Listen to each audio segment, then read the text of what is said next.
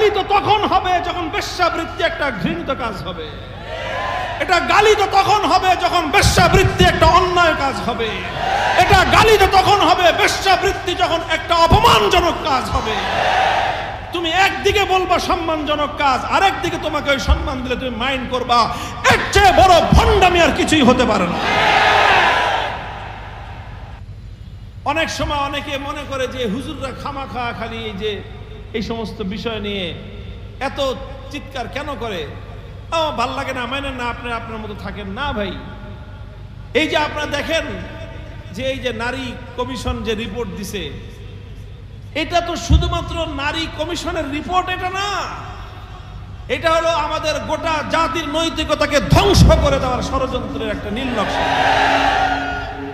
এর মূল টার্গেট হলো মুসলমানদের পরিবার ব্যবস্থা যেন ধ্বংস হয়ে মুসলমানদের ঘরে ঘরে যেন পতিতাবৃত্তি আর মুসলমানদের ঘরে ঘরে যেন জেনা ব্যভিচার এটা যেন ব্যাপকতা লাভ করে। এর সমস্ত আয়োজন আছে এই প্রস্তাবের মধ্যে, সব আয়োজন আছে এখানে। বলবেন কেমনে আয়োজন আছে? এই কমিশনের রিপোর্ট যদি বাস্তবায়িত হয় তাহলে এমন এমন এমন বিবাহের সিস্টেম এখানে বলা হয়েছে, যেই বিবাহে এই এদের নিয়ম অনুযায়ী যদি বিবাহ করা হয় তাহলে আল্লাহর কোরআন অনুযায়ী, ইসলামের বিধান অনুযায়ী সেই বিবাহ শুদ্ধ হবে না। এখানে এমন অনেক রিপোর্ট আছে, এমন অনেক সুপারিশ আছে, যদি এটা বাস্তবায়ন হয় স্বামী স্ত্রীর মধ্যে বিবাহ বিচ্ছেদ হয়ে যাওয়ার পরেও সেই স্বামী স্ত্রীকে এক ঘরে দাম্পত্য সম্পর্ক রক্ষা করার জন্য এই কমিশনের মধ্যে বাধ্য করার রিপোর্ট আছে। আচ্ছা বলেন, একজনের মধ্যে বিবাহ বন্ধন হয় নাই, শুদ্ধ হয় নাই, মনে করেন একটা বিয়ে, যেই নারী পুরুষের মধ্যে বিবাহ শুদ্ধ হয় নাই, এই নারী পুরুষ যদি একসঙ্গে এক ঘরে থাকে আর তাদের মধ্যে যদি দৈহিক সম্পর্ক হয়, ফিজিক্যাল রিলেশন হয়, তাহলে এটাকে কি বলবে? ব্যভিচার বলবে। এটাকে কি বলবে? প্রতি রাত্রে তাদের ঘরে ব্যভিচার হবে। ব্যভিচারের দ্বারা যদি কোনো সন্তান জন্ম হয় তাহলে সেই সন্তানকে সভ্য এবং ভদ্র মানুষের ভাষায় কি বলে? সভ্য ভাষায় বললাম, বেশ্যা বললে তো রাগ হয় আবার ওনারা, তো বললাম কি বলে? এদেরকে জারজ সন্তান বলে। আর আরেকটু যদি আমি কথ্য ভাষায় বলে এদের হারামজাদা বলে। তো ঘরে ঘরে পয়দা হবে কি? ঘরে ঘরে পয়দা হবে হারামজাদা, প্রতি রাতে হবে ব্যভিচার। এরপরে মনে করেন একটা বিবাহ বিচ্ছেদ হয়ে গেছে, আল্লাহর কোরআনের নিয়ম অনুযায়ী বিবাহ বিচ্ছেদ হয়ে গেছে, এখন আর তাদের মধ্যে স্বামী স্ত্রী সম্পর্ক নাই, কিন্তু এই আইন বলবে যে না, স্বামী স্ত্রী আছে, এরা এখনো এক ঘরেই থাকবে। ইসলাম বলতেছে স্বামী স্ত্রী নাই, কোরআন বলতেছে স্বামী স্ত্রী নাই, আল্লাহ বলতেছেন স্বামী স্ত্রী নাই, কিন্তু এই কমিশন বলতেছে এরা স্বামী স্ত্রী আছে, এদের সুপারিশ বলতেছে এরা স্বামী স্ত্রী আছে। এখন এই স্বামী স্ত্রী রূপী এই নারী আর পুরুষের প্রতি রাতের সম্পর্কটা কি হচ্ছে? আর এই ব্যভিচারের দ্বারা এদের বছরের পরে যে সন্তানটা জন্ম হচ্ছে, সন্তানটা কি হচ্ছে? অর্থাৎ পুরা পরিবেশটাকে, গোটা সমাজকে জারজ সন্তান দিয়ে ভরে দেওয়ার একটা কৌশল। ঘরে ঘরে ব্যভিচার যেন হতে পারে তার একটা আয়োজন, বাস, আর কিছুই না। আমরা এতটা ক্ষিপ্ত হই? ওনারাই বলতেছেন যে যারা পতিতাবৃত্তি করে এটাকে পতিতাবৃত্তি না বলে, এটাকে খারাপ না বলে, এটাকে শ্রমিকের মর্যাদা দিতে হবে। আচ্ছা বলেন, আপনারা এখানে অনেক অনেক বাস শ্রমিক আছেন, পরিবহন শ্রমিক আছেন, ট্রাক শ্রমিক আছেন, নানা ধরনের শ্রমিক আছেন। আচ্ছা যদি কাউকে ট্রাক শ্রমিক বলা হয়, সে মাইন্ড করবে? আরে ভাই, ট্রাক শ্রমিক, আমরা তো সাইনবোর্ড লাগাই বেটা, ট্রাক শ্রমিক ইউনিয়ন, আমরা কথা বলেন ঠিক না বেটে? আমরা সাইনবোর্ড লাগাই, অফিস নিয়ে আমি পরিবহন শ্রমিক। কোনদিন কোন শ্রমিককে শ্রমিক বললে সে মাইন্ড করে? সে আরো গর্ববোধ করে যে হ্যাঁ, আমি শ্রমিক, আমি শ্রম করে খাই, আমি মেহনত করে খাই, এটা আমার গৌরব, এটা আমার অহংকার, এটা আমার মর্যাদা। তো তোমরা বলতেছো পেশাবৃত্তি নাকি একটা শ্রম, তো তোমাকে যদি আমি এখন যৌন শ্রমিক বলি তো এতে তোমাদের এত গায়ে লাগে কেন? তো তোমার গায়ে লাগে বোঝা গেল যে তুমি যেটা মুখে বলতেছো সেটা তোমার নিজেই সেটা তুমি মানতেছো। যদি তুমি এটাকে যৌন শ্রমী মর্যাদা দিবা তাহলে বেশ্যা তো আর এখন গালি থাকে না, বেশ্যা একটা সম্মানজনক উপাধি হয়। আমরা এটাকে বেশ্যাকে শ্রম হিসাবে গ্রহণ করি না, আমাদের কাছে এটা খারাপ কথা। কিন্তু যারা এটাকে শ্রমের মর্যাদা দেয় তাদের কাছে বেশ্যা এটা কোনো গালি হতে পারে না, সম্মানজনক শব্দ হতে পারে। আমি হুজুর, আপনারা যদি আর কেউ হুজুর বলেন আমার মাইন্ড করার কিছু আছে? বলেন আমি আপনি আমার হুজুর কইলা কেন, গালি দিলা কেন? আপনি হুজুর তো আপনি কি কমান বলেন? ইমাম সাহেব, ইমাম সাহেব তো আপনি ইমাম সাহেব কমো না, কমু কি? আপনার তো ইমাম। আপনি মুয়াজ্জিন সাহেব, আপনি মুয়াজ্জিন কমো না তো কমু কি? আপনি শ্রমিক, তো আমি আপনাকে শ্রমিক বলুন না তো কি বলবো আমি আপনাকে? বলেন তো যারা বেশ্যাবৃত্তিকে শ্রম হিসাবে বিবেচনা করতে চান, মূল্যায়ন করতে চান, মর্যাদা দিতে চান, তারা তো ঠিক আছে, আপনারা এটাকে আমরা মানি বা না মানি, আপনারা তো দাবি করতেছেন, বিশ্বাস করতেছেন যেটা একটা মর্যাদাপূর্ণ একটা পেশা। ঠিক আছে, তো মর্যাদাপূর্ণ পেশার দ্বারা যদি কাউকে বলা হয়, আচ্ছা কাউরে যদি হুজুর বলে, যে কাউকে, আচ্ছা মনে করেন আপনি হুজুর না, এরপর যদি আপনি কেউ হুজুর কয়, মাইন্ড করবেন? এই যে আমাদেরকে অনেক সময় অনেকে স্যার স্যার কয়, বুঝেন নাই? তা আমরা তো স্যার না, হুজুর। স্যার বলে মাইন্ড করি, একটু খুশি হয়েছে, ঠিক আছে স্যার কইতেছে খুব।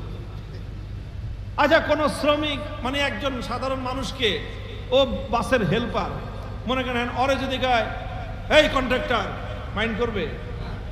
আচ্ছা ভাই আমি কন্ট্রাক্টর হই নাই এখনো, দোয়া করেন আমি যেন কন্ট্রাক্টর হইতে পারি। এই তো তারে ভাই, তোমরা যখন বেশ্যাবৃত্তিকে শ্রম হিসাবে মর্যাদা দিতে চাও, শ্রম হিসাবে যখন বিশ্বাস করো, তাহলে বেশ্যা মানে হলো যৌন শ্রমিক। তো তোমাকে যৌন শ্রমিক বললে তোমার তো গর্বিত হওয়ার কথা। এটাকে মাইন্ড করো কেন তোমরা? আমি বুঝলাম না, মাইন্ড করবা কেন? ট্রাক শ্রমিককে ট্রাক শ্রমিক বললে মাইন্ড করে না, হুজুর রে হুজুর বললে যে হুজুর হয় নাই এখনো, বুঝেন নাই? আরে হুজুর হইতে হলে তো মৌলানা হইতে হয়। আরে হুজুর হইতে হলে কি হইতে হয়? মৌলানা পাশ করতে হয়। মৌলানা পাশ করতে হলে কমপক্ষে 16 বছর পড়াশোনা করতে হয়।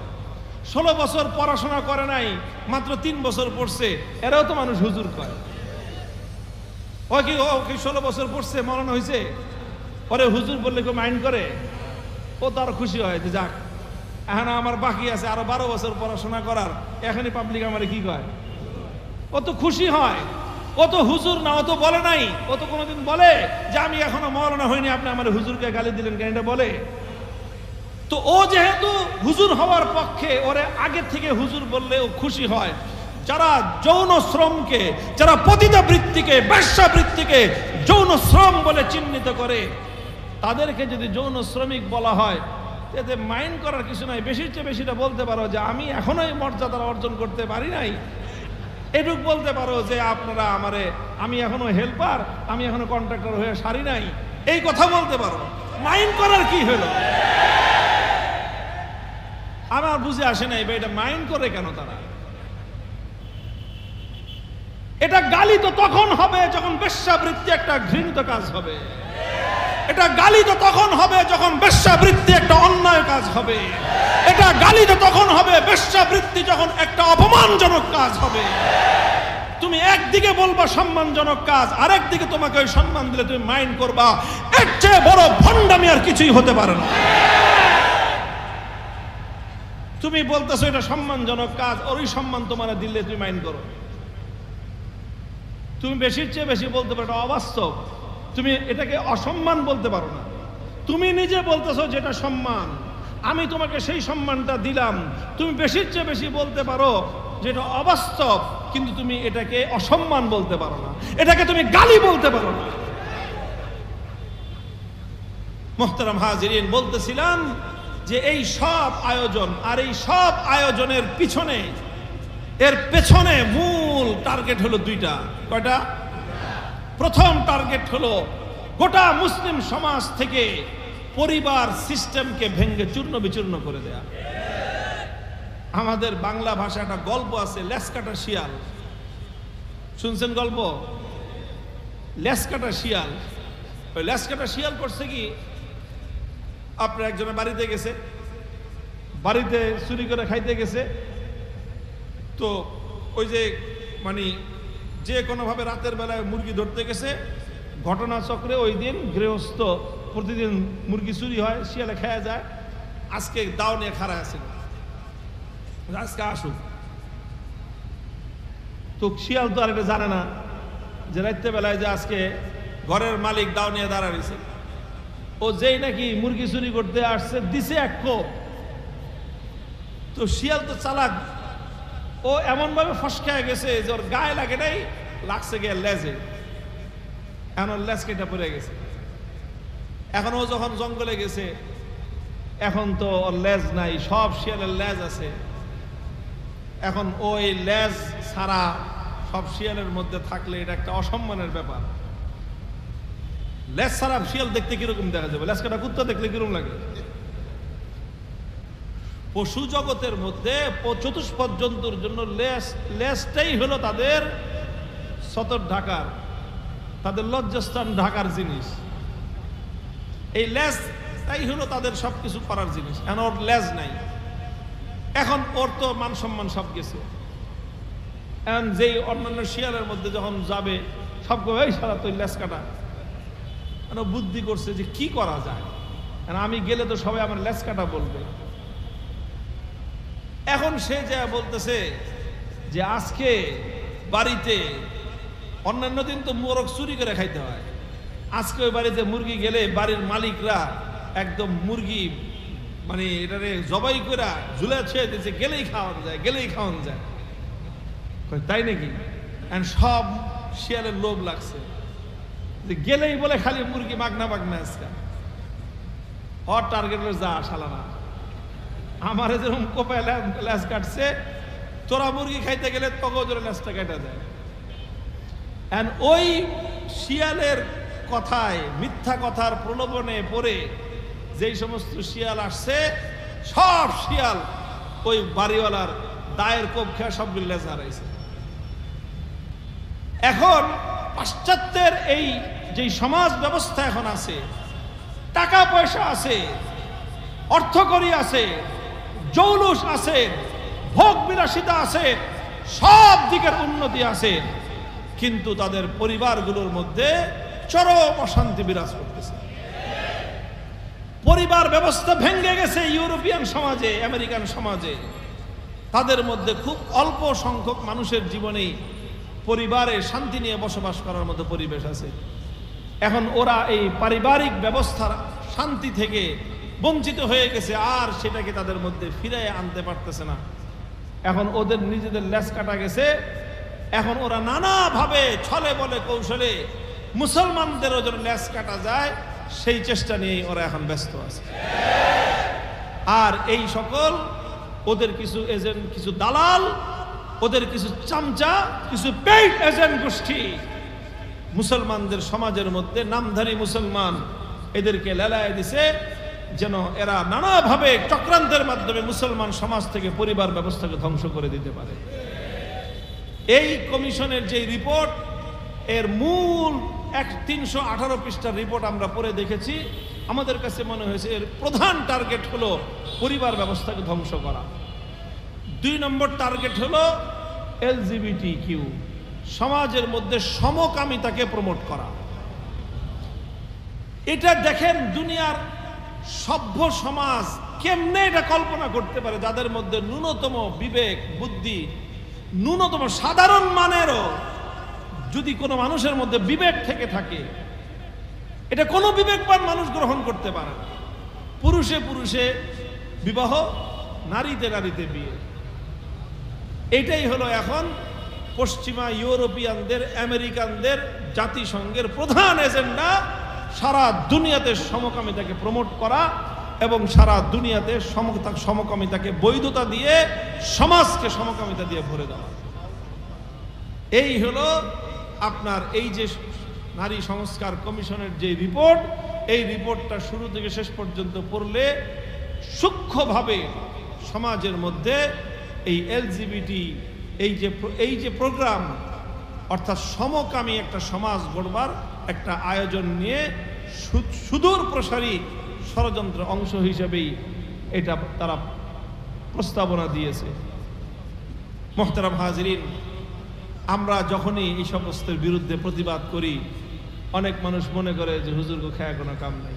হ্যাঁ, আমাদের খায় আর কোনো কাম নেই। আমাদের কাম একটাই, যে আল্লাহর কোরআনের বিরুদ্ধে, ইসলামের বিরুদ্ধে, মুসলমানদের সভ্যতার বিরুদ্ধে, দেশের বিরুদ্ধে, এই জাতিকে ধ্বংস করার জন্য যারাই ষড়যন্ত্র করবে, যারাই চক্রান্ত করবে, ওরা আমাদের জানের দুশমন। জানের দুশমন, পরিষ্কার কথা। এই দেশ বিরোধী শক্তি, ইসলাম বিরোধী শক্তিকে রোধ করার জন্য, প্রতিহত করার জন্য যা করতে হয় আমরা তাই করব। এটা আমাদের কোনো রাগ ঢাকের কথা না, এটা আমাদের ওপেন স্লোগানের কথা। হয় বাঁচবো না হয় মরবো, কিন্তু এইভাবে ইসলাম বিরোধী চক্রের সাথে আপোষ করে এক দেশে এইভাবে বসবাস করব না। আমরা আল্লাহর কোরআন ছাড়তে পারবো না, তোমাদেরকেই তোমাদের অসভ্য এই আদর্শ ছাড়তে হবে। আমরা ইসলামের ভদ্রতার, সভ্যতার এই আদর্শ থেকে বিচ্যুত হতে পারবো না। তোমাদেরকেই পশ্চিমা অসভ্যতার কালচারকে পরিত্যাগ করতে হবে যদি এক দেশে থাকতে চাও। আর যদি থাকতে আমাদের মতো, আমাদের ইসলামের আদর্শকে যদি তোমাদের এতই খারাপ লাগে, চলে যাও, কোনো আপত্তি নাই। আমরা তোমাদেরকে কিছুই বলবো না, বরং তোমাদেরকে চলে গেলে আমরা যাওয়ার সুযোগ করে দিব, যাও। মোহতারাম হাজির, আমি যেই কথা বলতেছিলাম, আজ পশ্চিমা সভ্যতা, মুসলমানদের বিরুদ্ধবাদী ইহুদি খ্রিস্টানদের শক্তি, তারা মুসলিম জাতি যেন কোনোভাবেই আধ্যাত্মিক শক্তিতে বলিয়ান হতে না পারে, তারা যেন আত্মিক পাওয়ার দ্বারা সম্মিলিত না হতে পারে, তারা আত্মিক পাওয়ার দ্বারা যেন সমৃদ্ধ হতে না পারে, এটাই হলো তাদের চেষ্টা, এটাই হলো তাদের চেষ্টা। نستعينه ونستغفره ونؤمن به ونتوكل عليه ونشهد أن لا إله إلا الله وحده لا شريك له ونشهد أن سيدنا ومولانا محمدا عبده ورسوله صلى الله تعالى عليه وعلى آله وأصحابه وبارك وسلم تسليما كثيرا. أما بعد، فأعوذ بالله من الشيطان الرجيم. بسم الله الرحمن الرحيم. لقد تاب الله على النبي والمهاجرين والأنصار الذين اتبعوه في ساعة العسرة من بعد ما كاد يزيغ قلوب فريق منهم ثم تاب عليهم إنه بهم رؤوف رحيم. وعلى الثلاثة الذين خلفوا حتى إذا ضاقت عليهم الأرض بما رحبت وضاقت عليهم أنفسهم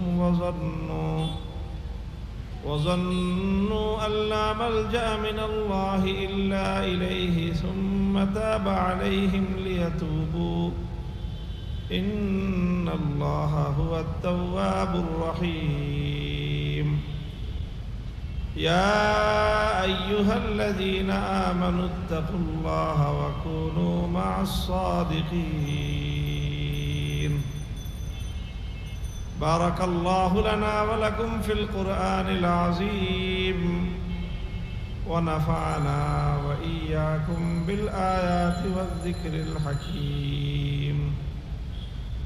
اللهم صل على محمد وعلى آل محمد كما صليت على إبراهيم وعلى آل إبراهيم إنك حميد مجيد اللهم بارك على محمد وعلى آل محمد كما باركت على إبراهيم وعلى آل إبراهيم إنك حميد مجيد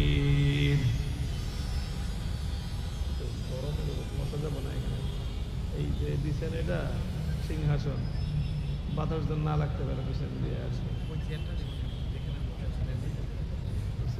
ফ্যানের বাতাস দেওয়ার ব্যবস্থা করেন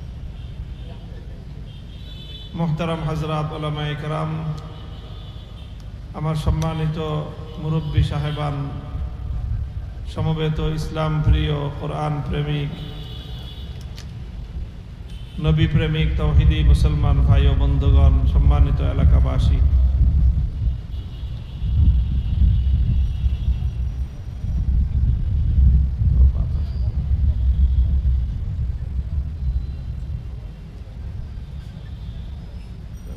সামনে থেকে বাতাসের দিকে না লাগে এদিকে লাগে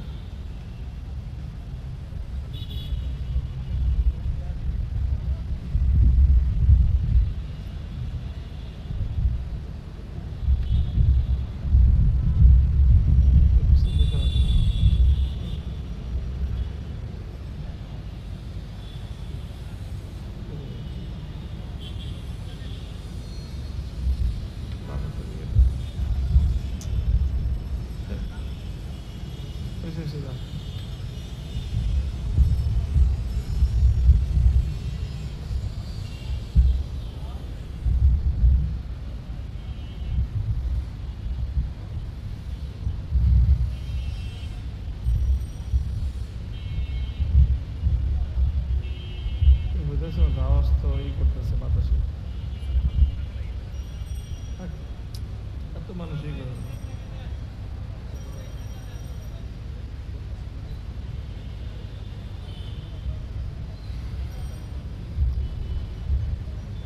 আবার দুরূদ শরীফ আল্লাহুম্মা সাল্লি আলা মুহাম্মাদিন ওয়া আলা আলি মুহাম্মাদ কামা সাল্লাইতা আলা ইব্রাহিম وعلى آل إبراهيم إنك حميد مجيد اللهم بارك على محمد وعلى آل محمد كما باركت على إبراهيم وعلى آل إبراهيم إنك حميد مجيد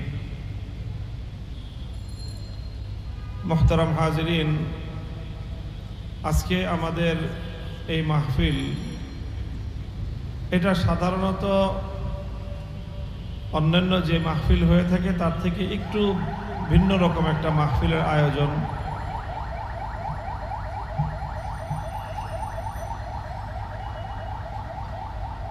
এই মাহফিলটার শিরোনাম হলো ইসলাহি মাহফিল ইসলাহি অর্থ হলো আত্মসংশোধন মানুষকে পরিশুদ্ধ করা নিজেকে পরিশুদ্ধ করা নিজেকে ধুয়ে মুছে পাক পবিত্র করা এটাই হলো ইসলাহ তো এই জন্য আমি আমার এবং আপনার আমাদের সকলের ভিতরটা যেন পরিষ্কার হতে পারে এবং আমরা যেন নিজেদেরকে সংশোধন করতে পারি সেই সংশোধনের পথ এবং পদ্ধতি সেই সংশোধনের উপায় এই সকল বিষয় নিয়ে আমি কিছু আলোকপাত আপনাদের সামনে করব মানুষের ভিতরটা যদি পরিশুদ্ধ না হয় তাহলে বাহ্যিকভাবে মানুষ যত ভালো কাজকর্মই করুক না কেন মানুষের এই ভালো কাজের কোনো দাম নেই কোনো মূল্য নেই ভিতরটা যদি পরিষ্কার না হয় ভিতরটার অর্থ হলো মানুষের আত্মা মানুষকে আল্লাহ পাক রব্বুল আলামিন সৃষ্টি করেছেন দুইটা জিনিসের সমন্বয়ে। একটা হলো মানুষের দেহ, বডি, যেটা আমরা বাহ্যিক দেখি। আরেকটা হলো এই বডির ভিতরে মানুষের একটা আত্মা আছে, মানুষের একটা কলব আছে, মানুষের রূহ আছে। এই আত্মা, রূহ এবং মানুষের এই দেহ, শরীর, এই দুইটার সমন্বয় হলো মানুষ। যদি মানুষের দেহ না থাকে, আত্মাটাকে মানুষ বলে না, এই আত্মাটাকে বলা হয় রূহ। আবার যদি রূহ না থাকে, আত্মা না থাকে, তাহলে এই দেহটাকে মানুষ বলা হয় না, আত্মাবিহীন দেহকে বলা হয় মরা লাশ। দুটো যখন এক জায়গায় থাকে, একত্রিত থাকে, তখন তাকেই বলা হয় মানুষ। তো মানুষের এই দুইটা জিনিস সমন্বয়ের প্রয়োজন। একটা হলো মানুষের বাহ্যিক দেহ, আর একটা হলো এই দেহের যে চালিকা শক্তি, এর নাম হলো রূহ বা এর নাম হলো আত্মা। মানুষের, এই জন্য বলেছি আমি যে মানুষের দেহ এবং আত্মা এই দুটো নিয়েই মানুষ গঠিত হয়। তবে এই দুইটার মধ্যে মানুষ হিসাবে মানুষের জন্য বেশি গুরুত্বপূর্ণ হলো মানুষের দেহ নয়, বরং মানুষের আত্মা। দেহের তুলনায় মানুষের আত্মার গুরুত্ব এবং আত্মার প্রয়োজন অনেক বেশি। এই জন্য মানুষের আত্মাটাকে পরিশুদ্ধ করা, ধুয়ে মুছে পাক সাফ করা, এটা বেশি জরুরি দেহকে পরিষ্কার পরিচ্ছন্ন রাখার চেয়েও। আমি প্রথমে যেই কথা বললাম আপনাদের সামনে, সেটা হলো যে যদি মানুষের ভিতরটা যদি ভালো না হয়, মানুষের অন্তর যদি পরিশুদ্ধ না হয়, তাহলে বাহ্যিকভাবে মানুষ যত বড় কাজ করুক, বড় যত আমল করুক, এই সব আমল, এই সকল বড় কাজ, এর কোনোটারই কোনো কানা পয়সা পরিমাণ মূল্য নাই। হাদিসের কিতাবের মধ্যে রাসূল আকরাম সাল্লাল্লাহু আলাইহি ওয়াসাল্লামের একটি হাদিস বর্ণিত হয়। নবী আকরাম সাল্লাল্লাহু আলাইহি ওয়াসাল্লাম বলেন যে কিয়ামতের দিন তিনজন মানুষকে দিয়ে আল্লাহ পাক রব্বুল আলামিন জাহান্নামকে উদ্বোধন করবেন। তিন শ্রেণীর মানুষকে দিয়ে জাহান্নামের মধ্যে, দোজখের মধ্যে যাদেরকে সর্বপ্রথম নিক্ষেপ করবেন, তাহলে কয় শ্রেণীর মানুষ? তিন শ্রেণীর মানুষ। এখন স্বাভাবিকভাবে যদি জিজ্ঞাসা করি, আচ্ছা আপনাদের ধারণা কি, বলেন তো সেই তিন শ্রেণীর মানুষ কারা হইতে পারে?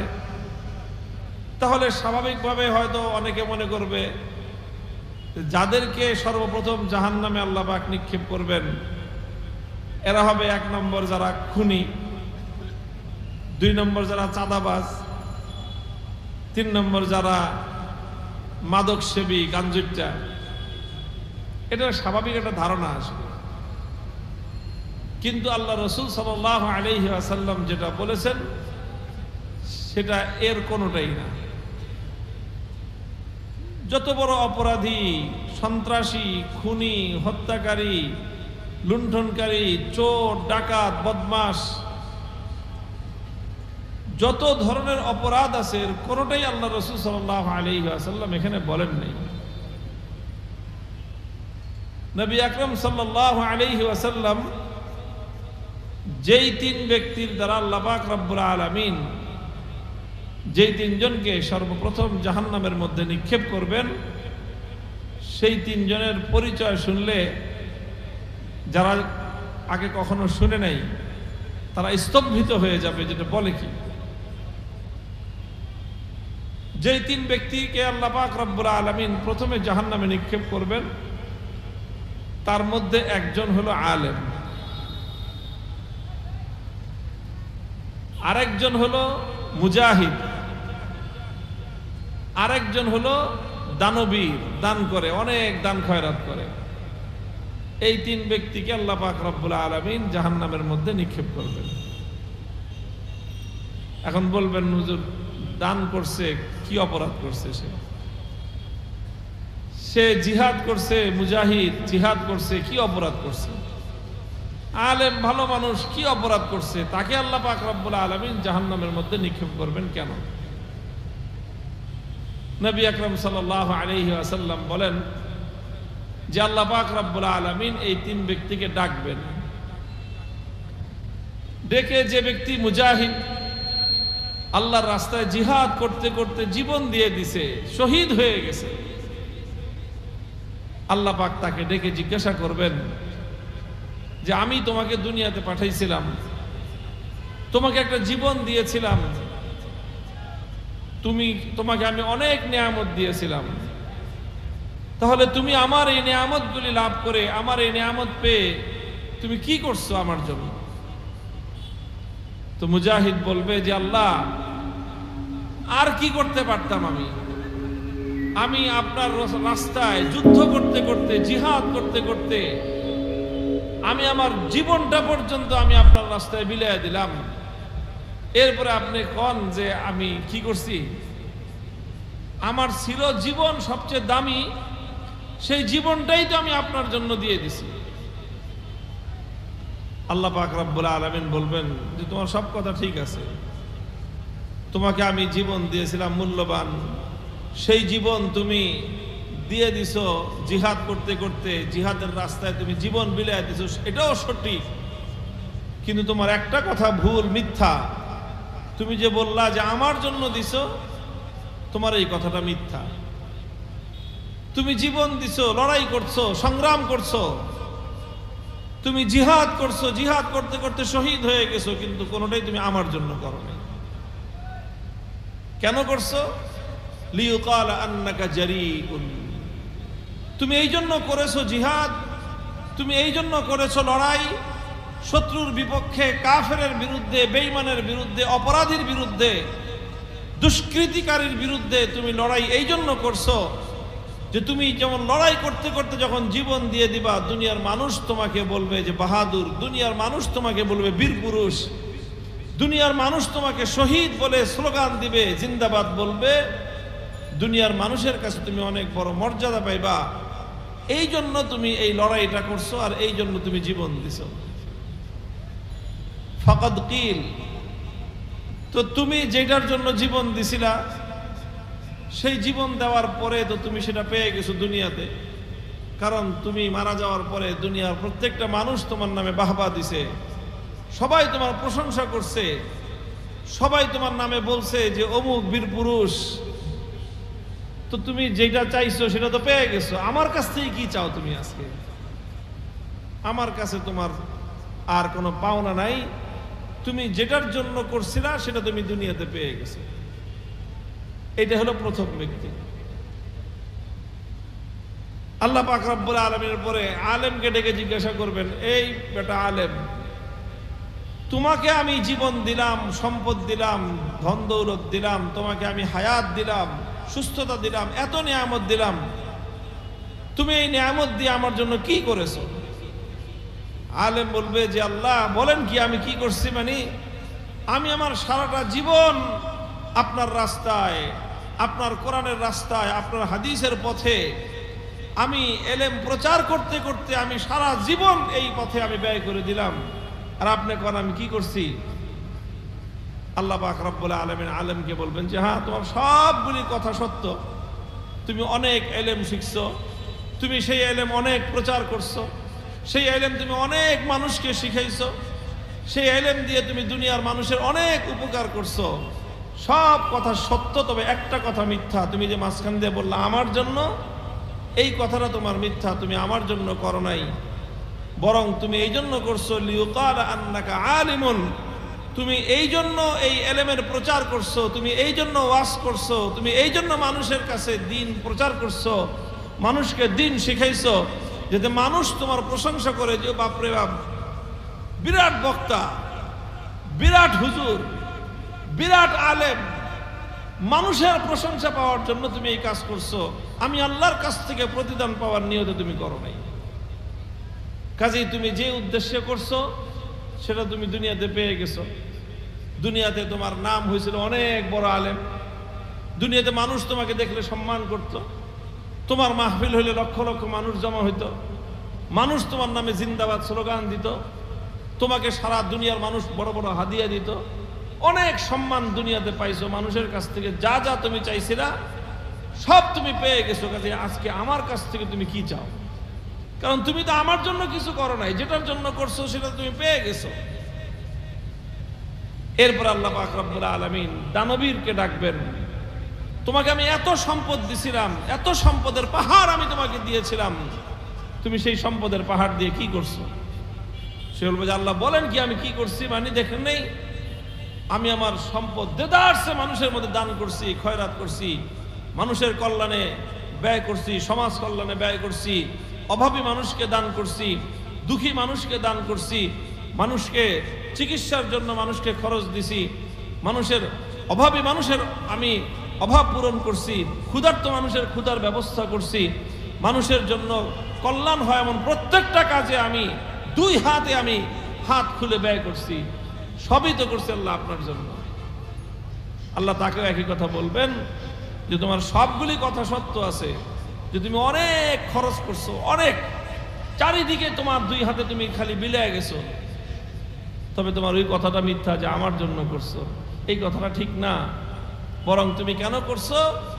লিয়ুকাল আন্নাকা জাওয়াদুন, তুমি এই জন্য করছো যেন দুনিয়ার মানুষ তোমাকে দানবীর বলে, দুনিয়ার মানুষ যেন তোমাকে অনেক বলে, যুগের হাতেম তাই, দানবীর অমুক হাজী সাহেব, এই সমস্ত বলার জন্য তুমি করছো। কাজেই তোমাকে তো দুনিয়াতে মানুষ দানবীর বলছে, তোমার নামের শুরুতে টাইটেল লাগায় দিছে দানবীর হাজী, সব তো হয়েছে। তো তুমি যেটার জন্য করছিলা, এত পয়সা খরচ করছো যেটার জন্য, সেটা তুমি পেয়ে গেছো। কাজে আজকে তুমি আমার কাছে কি চাও? আজকে তোমার আমার কাছে কোনো কিছু, কোনো বিনিময় নাই। এরপর আল্লাহ পাক রব্বুল আলামিন ফেরেশতাকে ডেকে বলবেন যে এই হুজুরকে আর এই শহীদকে আর এই দানবীর এই তিনটারের ঠ্যাং উপরের দিকে ঝুলাইয়া, মাথা নিচের দিকে দিয়া ঝুলাইয়া জাহান্নামের মধ্যে নিয়ে এদেরকে নিক্ষেপ করো। এটা আমরা আমাদের কারো কথা না, এটা স্বয়ং আল্লাহ রাসূল সাল্লাল্লাহু আলাইহি ওয়াসাল্লামের কথা। এই জন্য আমি প্রথম যেই কথাটা বললাম সেটা হলো যে আমাদের আত্মাকে পরিশুদ্ধ করার গুরুত্ব অনেক বেশি। বাহ্যিক দেহকে আমরা সুন্দর করার জন্য, আমল করার জন্য হয়তো অনেকে চেষ্টা করি, কিন্তু ইসলাহ, নিজের সমস্যাটা কোথায় সেই সমস্যার সমাধান করার প্রতি যদি আমরা গুরুত্ব না দেই, তাহলে অনেক কাজ করব, দিন শেষে যে দেখা যাবে যে কিছুই নেই।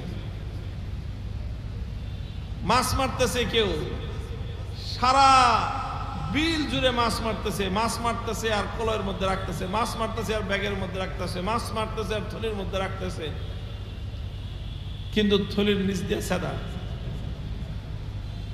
এখন থলির নিচ দিয়ে যদি সাদা থাকে, সারা বিলের মাছ মারতেছে আর রাখতেছে, বিলের ওই পারে যায় দেখবে যে থলির মধ্যে মাছ একটাও নাই। এই জন্য আমাদের খুব সতর্ক হওয়া উচিত, খুব খেয়াল করা উচিত যে আমরা কি করতেছি। ফাসাউফা তারা ইযান কাশাফাল গুবারু,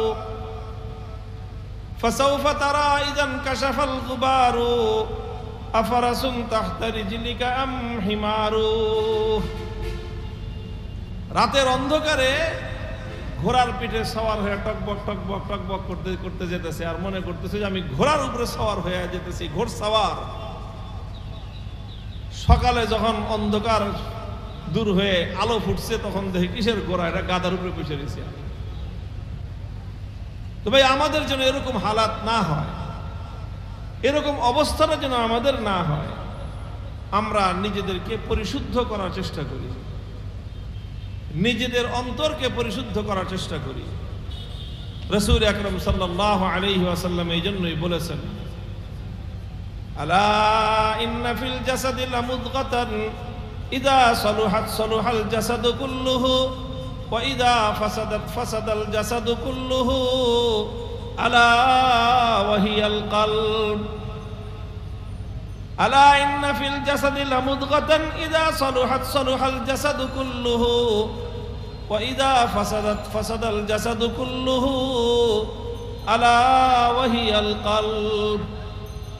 আল্লাহ নবী বলেন যে মানব দেহের মধ্যে একটা গোশতের টুকরা আছে, মানুষের বডির মধ্যে একটা গোশতের টুকরা আছে। ওই গোশতের টুকরাটা যদি ভালো হয়ে যায় তো গোটা মানুষটাই ভালো হয়ে যায়, আর ওই গোশতের টুকরাটা যদি নষ্ট হয়ে যায় তো সারা মানুষটাই নষ্ট হয়ে যায়। একটা মানুষ ভালো না খারাপ, একটা মানুষ সে কল্যাণকর না অকল্যাণকর, এটা নির্ভর করে ওই গোশতের টুকরাটার উপর। এরপর আল্লাহ নবী বলেন সেই গোশতের টুকরাটার নাম হলো মানুষের কলব, মানুষের হার্ট, মানুষের হৃদয়। অন্তরটাকে শুদ্ধ করতে হবে, পরিশুদ্ধ করতে হবে, অন্তরকে পরিশুদ্ধ করতে হবে। আত্মাকে যদি আমরা পরিশুদ্ধ করতে না পারি, আর যদি ভুল থেকে যায়, আত্মার মধ্যে যদি সমস্যা থেকে যায়, তাহলে দিন শেষে গিয়ে, জীবনের শেষে গিয়ে দেখব যে আমার ঝুলি ফাঁকা, আমার থলে ফাঁকা, আমার ব্যাগের মধ্যে কিছুই নাই। কারণ ব্যাগ যদি নিচের দিক দিয়ে ছিদ্র থাকে, ফাঁকা থাকে, এই ব্যাগের মধ্যে আমি যত বেশি মালামাল রাখি না কেন, এই ব্যাগের এই থলির মধ্যে আমি যত মূল্যবান মালামালি রাখি না কেন, গন্তব্যে গিয়ে আমি আমার থলের মধ্যে কোনো কিছুই খুঁজে পাবো না। দেখবো যে খালি হাত যায় তো যায়, হাত যায় তো যায়, বাজে না কোনো, খেয়ে যায় দেখে যে তলা নাই। মুহতারাম হাজিরিন, আল্লাহ পাক রব্বুল আলামিন আমাদেরকে আমাদের আত্মাকে পরিশুদ্ধ করার তৌফিক দান করেন। আমরা কিভাবে আমাদের অন্তরকে, আমাদের ভিতরটাকে পরিশুদ্ধ করতে পারি, কিভাবে পারি, আমি এই জন্য দুইটা কথা আমি আপনাদেরকে বলবো। দুইটা কথা। একটা, মানুষের ভিতরটাকে নিজেকে পরিশুদ্ধ করবার, নিজেকে সংশোধন করবার একটা পন্থা এবং একটা পদ্ধতি হলো, এটা অন্যের সহযোগিতায় করতে হয়। আর একটা পদ্ধতি, এটা নিজেরটা নিজে করতে হয়। নিজে নিজে নিজে নিজের উপরে মেহনত করতে হয়। যেরকম একজন মানুষ যদি দুনিয়াতে অসুস্থ হয়ে যায়, তাহলে তার সুস্থতা অর্জন করার জন্য ট্রিটমেন্টের প্রয়োজন, চিকিৎসার প্রয়োজন। চিকিৎসাটা মানুষ দুইটা কাজ করতে হয়। একটা অসুস্থ মানুষ যদি তার রোগ থেকে মুক্তি চায়, সে যদি অসুস্থতা থেকে মুক্তি চায়, তাহলে তাকে দুইটা কাজ করতে হবে। এক নম্বর কাজ হলো তাকে একজন চিকিৎসকের শরণাপন্ন হওয়া লাগবে, একজন ডাক্তারের শরণাপন্ন হওয়া লাগবে, ডাক্তারের পরামর্শ নিতে হবে, গাইড নিতে হবে, ডাক্তারের কাছে যাইতে হবে, ডাক্তারের কাছে গিয়ে নিজের সমস্যার কথা বলতে হবে, রোগের কথা বলতে হবে। এই সব কিছু বলার পরে ডাক্তার তাকে একটা গাইডলাইন দিবে, প্রেসক্রিপশন দিবে, চিকিৎসাপত্র দিবে, চিকিৎসা ব্যবস্থা দিবে, সব কিছু দিবে। যে ওষুধ লিখে দিল, কিছু করণীয় দিল, কিছু বর্জনীয় দিল, বলল যে হাঁটতে হবে, পরিশ্রম করতে হবে, ব্যায়াম করতে হবে, অথবা রেস্ট করতে হবে, এগুলো খাইতে হবে, এগুলো খাওয়া যাবে না, এই ওষুধ খাইতে হবে। ডাক্তারের একটা সাজেশন প্রয়োজন। এখন ডাক্তার তো খুব ভালো সাজেশন দিয়ে দিল, ডাক্তার খুব উন্নত মানের চিকিৎসা দিয়ে দিল, ডাক্তার খুব দামি দামি ঔষধ দিয়ে দিল, একেবারে খুব ইফেক্টিভ ঔষধ, কিন্তু রোগী এটার কোনোটাই ওষুধ খাইল না। সে ডাক্তারের কাছ থেকে পরামর্শ নিল ঠিক, কিন্তু ডাক্তারের পরামর্শ মানল না। তাহলে এই রোগী সুস্থ হতে পারবে? রোগীর সুস্থ হওয়ার জন্য তাকে দুটো জিনিসই করতে হবে। একদিকে তাকে যেরকম ডাক্তারের শরণাপন্ন হতে হবে, ডাক্তারের কাছ থেকে পরামর্শ নিতে হবে, আরেক দিকে ডাক্তারের পরামর্শের আলোকে নিজের পরিশ্রমটা নিজে করতে হবে, নিজের কাজটুকু নিজে করতে হবে। তাহলে এই দুইটার সমন্বয়ে দেখা যাবে একদম চরম অসুস্থ মানুষও কিছুদিন চিকিৎসা নেওয়ার পরে ইনশাআল্লাহ সুস্থতা লাভ করবে। ঠিক তদ্রূপ আত্মার জগতেও মানুষকে যদি পরিশুদ্ধি লাভ করতে হয়, হাদিসের দ্বারা বোঝা যায় মানুষের দেহ যেরকম অসুস্থ হয় মানুষের আত্মাও এরকম অসুস্থ হয়। মানুষের দেহের যেরকম খাদ্য আছে, খোরাক আছে, মানুষের দেহের জন্য খাদ্য আর খোরাকের প্রয়োজন আছে না নাই? খাদ্যের প্রয়োজন আছে, পানির প্রয়োজন আছে। খাদ্য গ্রহণ না করে, পানি গ্রহণ না করে একজন মানুষ কতক্ষণ পর্যন্ত নিজের দেহটাকে সুস্থ রাখতে পারবে? একদিন, 2 দিন? 2 দিন যদি লাগাতার কোনো মানুষের দেহে খাদ্য এবং পানীয় না দেওয়া হয়, তৃতীয় দিন সোজা হয়ে দাঁড়াইতে পারবে? দ্বিতীয় দিনই তো পারবে না, মাথা ঘুরে চক্কর দিয়ে পড়ে যাবে জমিনের মধ্যে। হ্যাঁ, যদি ফ্যাসিবাদী আমলে রানা প্লাজা ট্র্যাজেডিতে রেশমা নামক কেউ হয়, তাহলে 17 দিন পর্যন্ত পারবে। কিন্তু স্বাভাবিক দেশে, সাধারণ দেশে, সাধারণ কোনো নাগরিকের পক্ষে এটা সম্ভব না। তো একটা দেহকে সুস্থ রাখার জন্য যেরকম মানুষের খাদ্য এবং পানীয়ের প্রয়োজন আছে, দেহের যেরকম খোরাক আছে, মানুষের আত্মারও এরকম খোরাক আছে। মানুষের দেহের যেরকম রোগ আছে, মানুষের আত্মারও এরকম রোগ আছে। মানুষের দেহের যেরকম রোগ থেকে মুক্তির ব্যবস্থা আছে, আত্মারও এরকম রোগ থেকে মুক্তির ব্যবস্থা আছে। মানুষের দেহের রোগের যেরকম চিকিৎসক আছে, মানুষের আত্মার রোগেরও এরকম চিকিৎসক আছে। মানুষের দেহের রোগ থেকে সুস্থ হওয়ার জন্য যেরকম ঔষধ আছে, আত্মার রোগ থেকে মানুষের মুক্ত হওয়ারও ওরকম ঔষধ আছে। তবে সবগুলো হলো প্রয়োগ করলেই একজন মানুষ পরিপূর্ণ সুস্থতা অর্জন করতে পারে। মানুষের দেহের উপর, একটা মানুষ যদি তার দেহের উপর মেহনত করে, একটা মানুষ যদি তার দেহের উপর পরিশ্রম চালায়, তাহলে এই একটা মানুষের দেহে অসম্ভব। সম্ভব কিনা বলেন তো? এই যে মনে করেন আমরা দেখি যে কিছু মানুষ আছে যারা বডি বিল্ডার, বডি বানায়। তারা তো কিছু মানুষ আছে শুধু শরীরের স্বাস্থ্য, শুধু সুঠাম বানায়।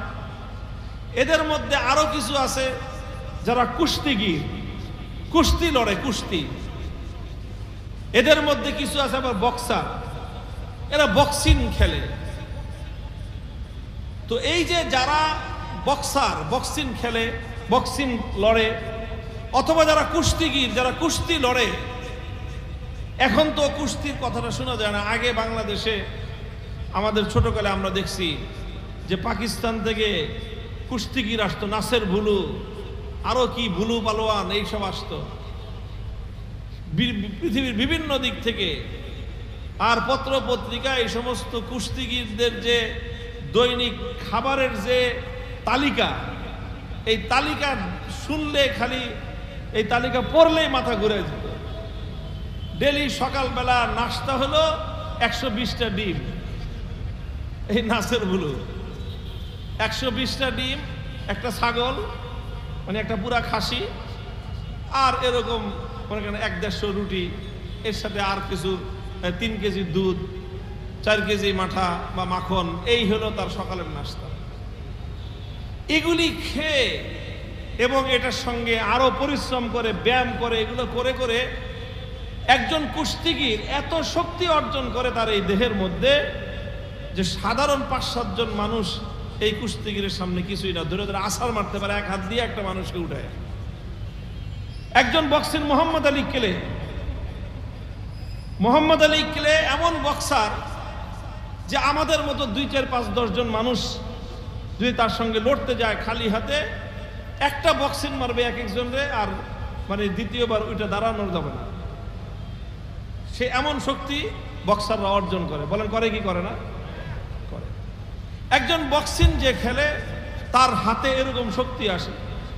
একজন কুস্তিগীর তার শরীরে এই পরিমাণ শক্তি আসে কেমনে আসে? তার হাত তো দুইটাই না চারটা, বলেন তো?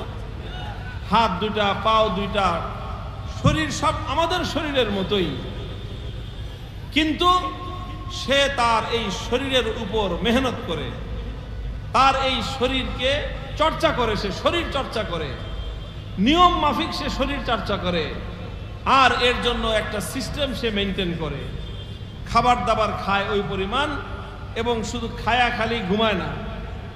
খায়া খালি ঘুমাইলে তো কয়েকদিন পরে সে আপনার খালি মেদ ভুরি হবে। খায় যেরকম, পরিশ্রম করে তার চেয়ে বেশি, ঘাম ঝরানো পরিশ্রম করে। একজন বক্সার যারা দৌড়ায়, দৌড়বিদ, আরে দৌড়বিদ তো দূরের কথা, যারা খেলোয়াড়, তারা যেই পরিমাণ প্রতিদিন পরিশ্রম করার ঘাম ঝরায়, তো এরকম কুস্তিগীর পাহলোয়ান সে পরিশ্রম করতে করতে করতে করতে করতে করতে একজন মানুষের দেহের মধ্যে 10 জন মানুষের চেয়ে বেশি শক্তি সঞ্চয় হওয়া সম্ভব। কিসের মাধ্যমে? এই দেহটার উপর পরিশ্রমের মাধ্যমে, দেহকে পর্যাপ্ত পরিমাণ আহার এবং খোরাক দেওয়ার মাধ্যমে, দেহের মধ্যে পুষ্টিকর খাবার দেওয়ার মাধ্যমে। কোনো ব্যক্তি যদি দেহের মধ্যে পুষ্টিকর খাবার দেয়, দেহের মধ্যে যদি শক্তিশালী খাবার সরবরাহ করে, কোনো ব্যক্তি যদি দেহটাকে চর্চা করে, শরীর চর্চা করে, ব্যায়াম করে, তাহলে এই সব জিনিসের মাধ্যমে একটা মানুষ, সাধারণ একটা মানুষ এই পরিমাণ শক্তি তার দেহের মধ্যে সে অর্জন করতে পারে যে তার মতো 10 জন মানুষের দেহের শক্তির চেয়ে তার একার শক্তি বেশি হয়ে যায়। মুহতারাম হাজিরিন, মানুষের দেহের মধ্যে চর্চার মাধ্যমে, মেহনতের মাধ্যমে, পরিশ্রমের মাধ্যমে মানুষ এতটুকু করতে পারে যে একজন মানুষের দেহের শক্তি 10 জন মানুষের দেহের শক্তির চেয়ে বেশি হয়। কিন্তু একজন মানুষ যতই চর্চা করুক না কেন, একজন মানুষের দেহের শক্তি 1 লক্ষ মানুষের চেয়ে বেশি কোনোদিন হতে পারে না। একজন মানুষ যতই শরীর চর্চা করুক না কেন, যতই সে বক্সিং শিখুক না কেন, সে যত বড় কুস্তিগীর হোক না কেন, একজন মানুষের দেহের মধ্যে 1000 মানুষের চেয়ে শক্তি বেশি হতে পারে না। একজন মানুষের দেহের মধ্যে 100 মানুষের চেয়েও বেশি শক্তি হতে পারে না।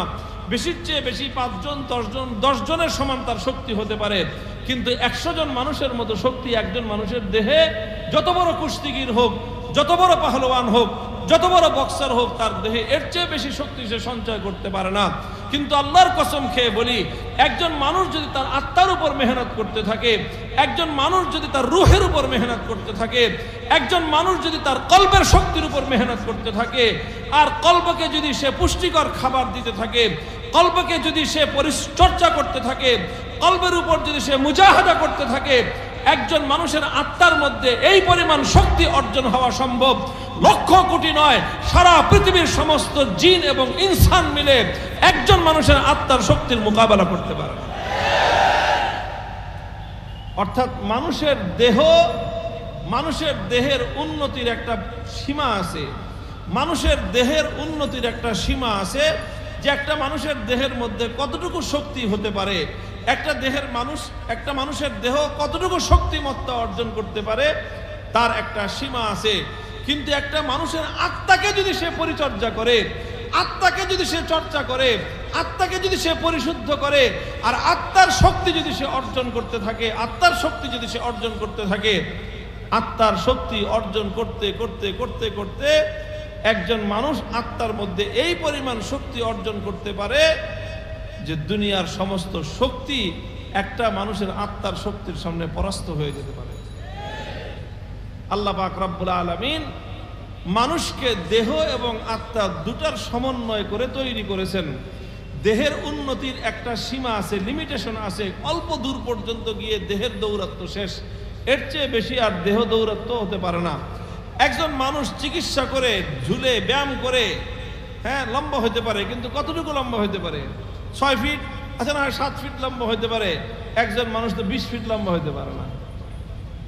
একজন মানুষ তার শরীরকে বডি বিল্ডিং করতে পারে, তার বক্ষটাকে হয়তো 40-এর জায়গায় তার বক্ষকে বিল্ডিং করে সে 50 ইঞ্চি বানাইতে পারে, কিন্তু একটা মানুষের বক্ষ কোনোদিন 100 ইঞ্চি হইতে পারে না। একটা সীমা আছে। একটা মানুষের শরীরের মধ্যে শক্তি সঞ্চয় করতে পারে, কিন্তু শরীরের শক্তি কতটুকু সঞ্চয় করতে পারে? 5 গুণ 10 গুণ পর্যন্ত পারে, কিন্তু 100 গুণ বেশি শক্তি একটা মানুষের দেহের মধ্যে সে সঞ্চয় করতে পারে না।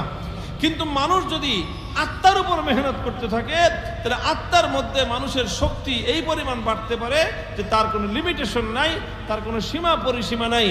মানুষের আত্মার উপর আল্লাহ পাক রব্বুল আলামিনের যদি রহম হয়, তাহলে সেই আত্মার মধ্যে আল্লাহ পাক রব্বুল আলামিন এইরকম শক্তি দিতে পারেন। আল্লাহ পাক এমন শক্তি দিয়ে দেন যে সারা পৃথিবীর মানুষ যেই কাজ করতে পারে না, মানুষের আত্মা যদি পরিশুদ্ধ হয়ে যায়, আত্মার শক্তি দিয়ে মানুষের পক্ষে সে অসাধ্যকে সাধন করা সম্ভব। মানুষের আত্মার মধ্যে আল্লাহ পাক রব্বুল আলামিন সেই সক্ষমতা রেখেছেন।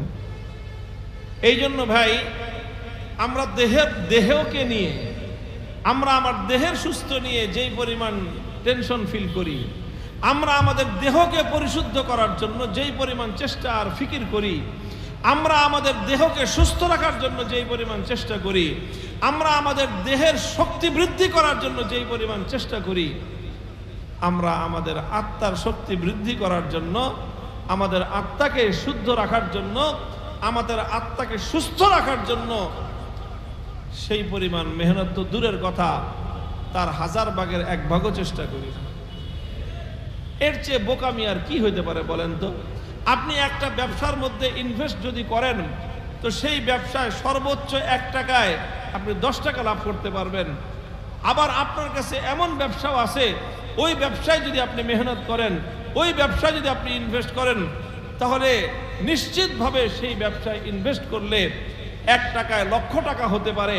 তা আপনি সেখানে 1 টাকা ওই লক্ষ টাকার ব্যবসায় বিনিয়োগ না করে 10 টাকার ব্যবসায় বিনিয়োগ করলে দুনিয়ার প্রত্যেকটা মানুষ বলবে আপনাকে বোকা, যে এত বড় ব্যবসা বাদ দিয়ে, এত বড় অপরচুনিটি বাদ দিয়ে, এত বড় সুযোগ বাদ দিয়ে কোনো বোকা মানুষ এই ব্যবসা করে নাকি? বলবে না মানুষ? বলেন তো ভাই। মানুষের আমাদের দুইটাই আমার, দুটাই আপনার, দেহটাও আমার, আত্মাটাও আমার। কিন্তু আমরা দেহের পিছনে যেই পরিমাণ সময় ব্যয় করি, দেহের শান্তির জন্য আমরা যেই পরিমাণ কষ্ট স্বীকার করি, দেহের শান্তির জন্য, দেহের উন্নতির জন্য, দেহের সুস্থতার জন্য আর দেহের শক্তিমত্তার জন্য যেই পরিমাণ পরিশ্রম, যেই পরিমাণ সাধনা আমরা ব্যয় করি, আমাদের আত্মার সুস্থতা, আত্মার শক্তিমত্তার জন্য যদি আমরা সেই পরিমাণ মেহনত আর সেই পরিমাণ শ্রম ব্যয় করতাম, তো আল্লাহর কসম খেয়ে বলি, দেহের উন্নতির মাধ্যমে আমি যা কিছু অর্জন করতে পারি, আত্মার উন্নতির মাধ্যমে এর চেয়ে লক্ষ কোটি গুণ বেশি অর্জন করা সম্ভব ছিল আমার। মুহতারাম হাজিরিন, এই জন্য ইকে মি বিনি গিলাফে আদমান, ইকে মি বিনি গিলাফে আদমান, নেসতন আদম খিলাফে আদমান, ইকে মি বিনি খিলাফে আদমান, নেসতন আদম খিলাফে আদমান। দেখো, শুধু এই যে তুমি যেটা দেখতেছো, দেহ এবং আত্মা, এই দুইটাকে যদি তুলনা করা হয়, তাহলে দেহটা হলো আসলে খোলস, দেহটা হলো খোলস, ভিতরের আত্মাটাই হলো আসল মালপানি হলো আত্মা। তো এই জন্য আমি কথা শুরু করেছিলাম যে আজকে আমাদের ইসলাহি মজলিস, ইসলাহি মজলিসের অর্থই হলো নিজের আত্মাকে পরিশুদ্ধ করার চেষ্টা, আত্মার সুস্থ করার চেষ্টা, আত্মার শক্তিমত্তা বৃদ্ধি করবার চেষ্টা, আত্মার উপর মেহনত করার একটা চেষ্টা। এই চেষ্টাটা যদি আমরা করি, তাহলে এটা অনেক বেশি প্রফিটেবল, এটা অনেক বেশি লাভজনক। আমি বলতেছি না যে দেহের প্রতি লক্ষ্য রাখতে হবে না, না, আমি দেহের প্রতি তো যত্ন রাখবই, দেহের উন্নতির চেষ্টা তো করবই, দেহটাকে সুস্থ রাখার চেষ্টা করবই, দেহের শক্তিমত্তা বৃদ্ধি করার চেষ্টা করব। তবে মনে রাখবেন, দেহের শক্তিমত্তা আর দেহের আপনার এই যে দেহের শক্তি আর দেহের সুস্থতার চেয়ে আত্মার সুস্থতা এবং আত্মার শক্তির মূল্য এবং তার পাওয়ার অনেক বেশি। দেখেন, মুসলমান পৃথিবীতে অল্প সংখ্যক মুসলমান সারা বিশ্বকে জয় করেছে। হযরত ওমর ফারুক রাদিয়াল্লাহু তাআলা আনহুর সময়ে আমরা ইতিহাস যদি পর্যালোচনা করি তাহলে সেই সময়ে দেখব যে এই যে অর্ধ পৃথিবী মুসলমানরা বিজয় করেছিল, অর্ধেকটা পৃথিবী, বাকি অর্ধেকটা বিজয় করে নাই এই জন্য না যে ওটা মুসলমানরা বিজয় করতে পারে নাই, ব্যাপারটা এমন না। বাকি অর্ধেকটায় মুসলমানরা সমুদ্র পাড়ি দিয়ে পৌঁছতে পারে নাই এই জন্য বাকি অর্ধেকটা বিজয় হয় নাই। আর না হলে সারা দুনিয়ায় মুসলমানদের পতাকা তলে শামিল হয়ে যেত। এই যে বিশাল বিজয় মুসলমানরা অর্জন করেছে, এই অপ্রতিরোধ্য মুসলমানদের গতি কিসের মাধ্যমে ছিল? মুসলমানরা কি অনেক বেশি সৈনিক ছিল? লক্ষ লক্ষ সৈনিক মুসলমানদের ছিল না। হযরত ওমর ফারুক রাদিয়াল্লাহু তাআলা আনহুর যুগে পারস্য সাম্রাজ্যের সঙ্গে যেই যুদ্ধটা হয়, একেবারে চূড়ান্ত একটা যুদ্ধ, যেই যুদ্ধের মাধ্যমে পারস্যের সাথে একেবারে সিদ্ধান্তমূলক একটা যুদ্ধ ছিল যে এই যুদ্ধে জয় পরাজয়ের মধ্য দিয়ে হয় পারস্য টিকে থাকবে না হয় মুসলমানরা টিকে থাকবে। এইরকম একটা চূড়ান্ত লড়াই হয়েছিল পারস্য এবং মুসলমানদের মধ্যে। সেই যুদ্ধে আবু উবাইদা ইবনুল জাররাহ রাদিয়াল্লাহু তাআলা আনহু, যিনি মুসলমানদের সেনাপতি ছিলেন, তিনি সমস্ত মুসলিম সৈনিকদেরকে একত্রিত করার পরে সৈনিক সংখ্যা হয়েছিল ৩৫,০০০, অথচ পারস্য সেনা দলের সংখ্যা ছিল ৫ লক্ষাধিক। ৫ লক্ষাধিক। যুদ্ধের পরে ১৬ লক্ষ কাফের ময়দানে মারা পড়ছে, বাকি হাজার হাজার কাফের মুসলমানদের হাতে বন্দী হয়েছে। লক্ষ লক্ষ কাফের মুসলমানদের দেখে ময়দান থেকে পালায়ে গেছে। আল্লাহ পাক রব্বুল আলামিন মুসলমানদেরকে এমন বিজয় দান করেছেন। কি ছিল মুসলমানদের হাতে? মুসলমানদের হাতে কি অনেক শক্তিশালী অস্ত্র ছিল? মুসলমানদের হাতে কি অনেক টাকা পয়সা ছিল? মুসলমানরা কি এরকম দৈত্য দানব ছিল? না, মুসলমানরা কোনো দৈত্য দানব ছিল না। মুসলমানরা এরকম এক একজন মানে খেয়ে খেয়ে পাহলোয়ান হয়ে গেছে, ব্যাপারটা এমনও ছিল না। মুসলমানরা দৈহিক শক্তির দিক থেকে অন্যদের তুলনায় অস্বাভাবিক কোনো সাধারণ দৈহিক শক্তির মালিক ছিলেন না। কিন্তু এরপরেও আল্লাহ পাক রব্বুল আলামিন যখন কাফের এবং মুসলমানদের মধ্যে লড়াই হতো, ঈমান এবং কুফরের যখন জিহাদ হতো, ময়দানে যখন বেঈমানের দল আর ঈমানদাররা মুখোমুখি হতো, তখন দেখা গেছে ৩,০০০ মুসলমানের হাতে ২ লক্ষ বেঈমান এমন ভাবে পরাস্ত হয়েছে যে ৩ লক্ষ মুসলমানের ভয়ে তারা ময়দান থেকে এমন ভাবে পালাইছে যে পিছন দিকে ফিরে তাকাবার সাহস হয় নাই। কেন? কোন শক্তির বলে? কি ছিল মুসলমানদের হাতে? ভাই, এটা দেহের শক্তি ছিল না, এটা হাতের শক্তি না, এটা দেহের শক্তি না। মুসলমানদের দেহের শক্তির অন্তরালে আরেকটা শক্তি ছিল, আরেকটা পাওয়ার ছিল, যেই পাওয়ারের বদৌলতে মুসলমানদের হাতে এমন শক্তি ছিল, যে পাওয়ারের বদৌলতে। দেখেন, এই যে বাল্ব আছে, একই সাইজের বাল্ব, একটা 5 পাওয়ার, আবার ওই সাইজেরই একটা বাল্ব, ওটার মধ্যে 500 ওয়াট, 500 পাওয়ার। তো বলেন, সাইজ কিন্তু দুটোটার একই। যেই ইসের মধ্যে কি বলা হয় এটাকে, হোল্ডারে যে লাগানো হয়, হোল্ডারও একই, সুইচও একই, তার এক, সব এক। 5 পাওয়ারের 5 ওয়াটের একটা বাল্ব আপনি লাগান, ওই সুইচ টিপলে ওই তার দিয়ে ওই হোল্ডার দিয়ে কারেন্ট আসার পরে 5 পাওয়ারের 5 ওয়াটের একটা সুইচ আপনার বাল্ব লাগাইলে কতটুকু আলো হবে, আর ওই সুইচ দিয়ে ওই তার দিয়ে ওই হোল্ডারে 500 পাওয়ারের যদি আপনি একটা বাল্ব লাগান, তো আলোর মধ্যে তারতম্য কতটুকু হবে বলেন না? 100 গুণ বেশি পাওয়ার হবে এটার মধ্যে। 100 গুণ পাওয়ার কেন হয়েছে? ওটাকে অনেক বড় দেখে না, বরং তার মধ্যে পাওয়ার বেশি, এই জন্য তার মধ্যে পাওয়ার বেশি। এই জন্য দেহ তো দুটোটা বাল্বের একই সমান, দেহ দুটোটা বাল্বের একই সমান, তবে একটা বাল্বের আত্মার শক্তি কম, আরেকটা বাল্বের ভিতরে আত্মার শক্তি বেশি। এই জন্য একটা বাল্বে যতটুকু আলো হয় আরেকটা বাল্বে তার চেয়ে 500 গুণ বেশি, 1000 গুণ বেশি আলো হয়। মোহতারাম হাজরিন, তো বাল্বের কথা বললাম, আল্লাহর কসম খেয়ে বলি দুনিয়ার মানুষের ভিতরেও এরকমই। দেহ দুইটা একই সমান, কিন্তু কারো দেহের মধ্যে আত্মার শক্তি কম থাকে, কারো দেহের মধ্যে আত্মার শক্তি বেশি থাকে। মানুষ যদি আত্মার পাওয়ার অর্জন করতে পারে, আত্মার পাওয়ার অর্জন করতে পারে 500 গুণ, 1000 গুণ শুধু নয়, লক্ষ কোটি গুণ বেশি একজন মানুষের মধ্যে পাওয়ার তৈরি হতে পারে। সেটা দেহ এবং মানুষের বাহ্যিক অবকাঠামোর পাওয়ার নয়, সেটা হলো একমাত্র মানুষের রূহ এবং আত্মার পাওয়ার। খলিফাতুল মুসলিমিন ওমরে ফারুক রাদিয়াল্লাহু তাআলা আনহুর যুগে একবার রোমান সৈনিকদের সঙ্গে মুসলমানদের যুদ্ধ হয়, লড়াই হয়। রোমান সেনাপতি রুস্তম, রোমান সেনাপতি তার সৈনিক দলকে বলে দিল, হে আমার সৈনিকেরা, তোমরা বলো তো দেখি, এই যে আমরা এত বিশাল বাহিনী নিয়ে মুসলমানদের সঙ্গে লড়াই করি, যুদ্ধ করি, আমাদের সৈনিক দলের সংখ্যা থাকে অনেক বেশি, আর আমাদের সৈনিকরা অনেক বেশি ট্রেন আপ হয়, অনেক বেশি ট্রেনিং করা থাকে, আমাদের সৈনিকরা অনেক বেশি দক্ষ এবং যোগ্য সৈনিক। আমাদের সৈনিকদের হাতে যে অস্ত্রগুলো থাকে সেই অস্ত্রগুলো অনেক উন্নত মানের। আমাদের অস্ত্রের তুলনায় মুসলমানদের অস্ত্র অনেক দুর্বল, মুসলমানদের সৈনিকদের সংখ্যাও অনেক কম, মুসলমানদের সৈনিকদের আমাদের মতো উন্নত মানের ট্রেনিং নাই।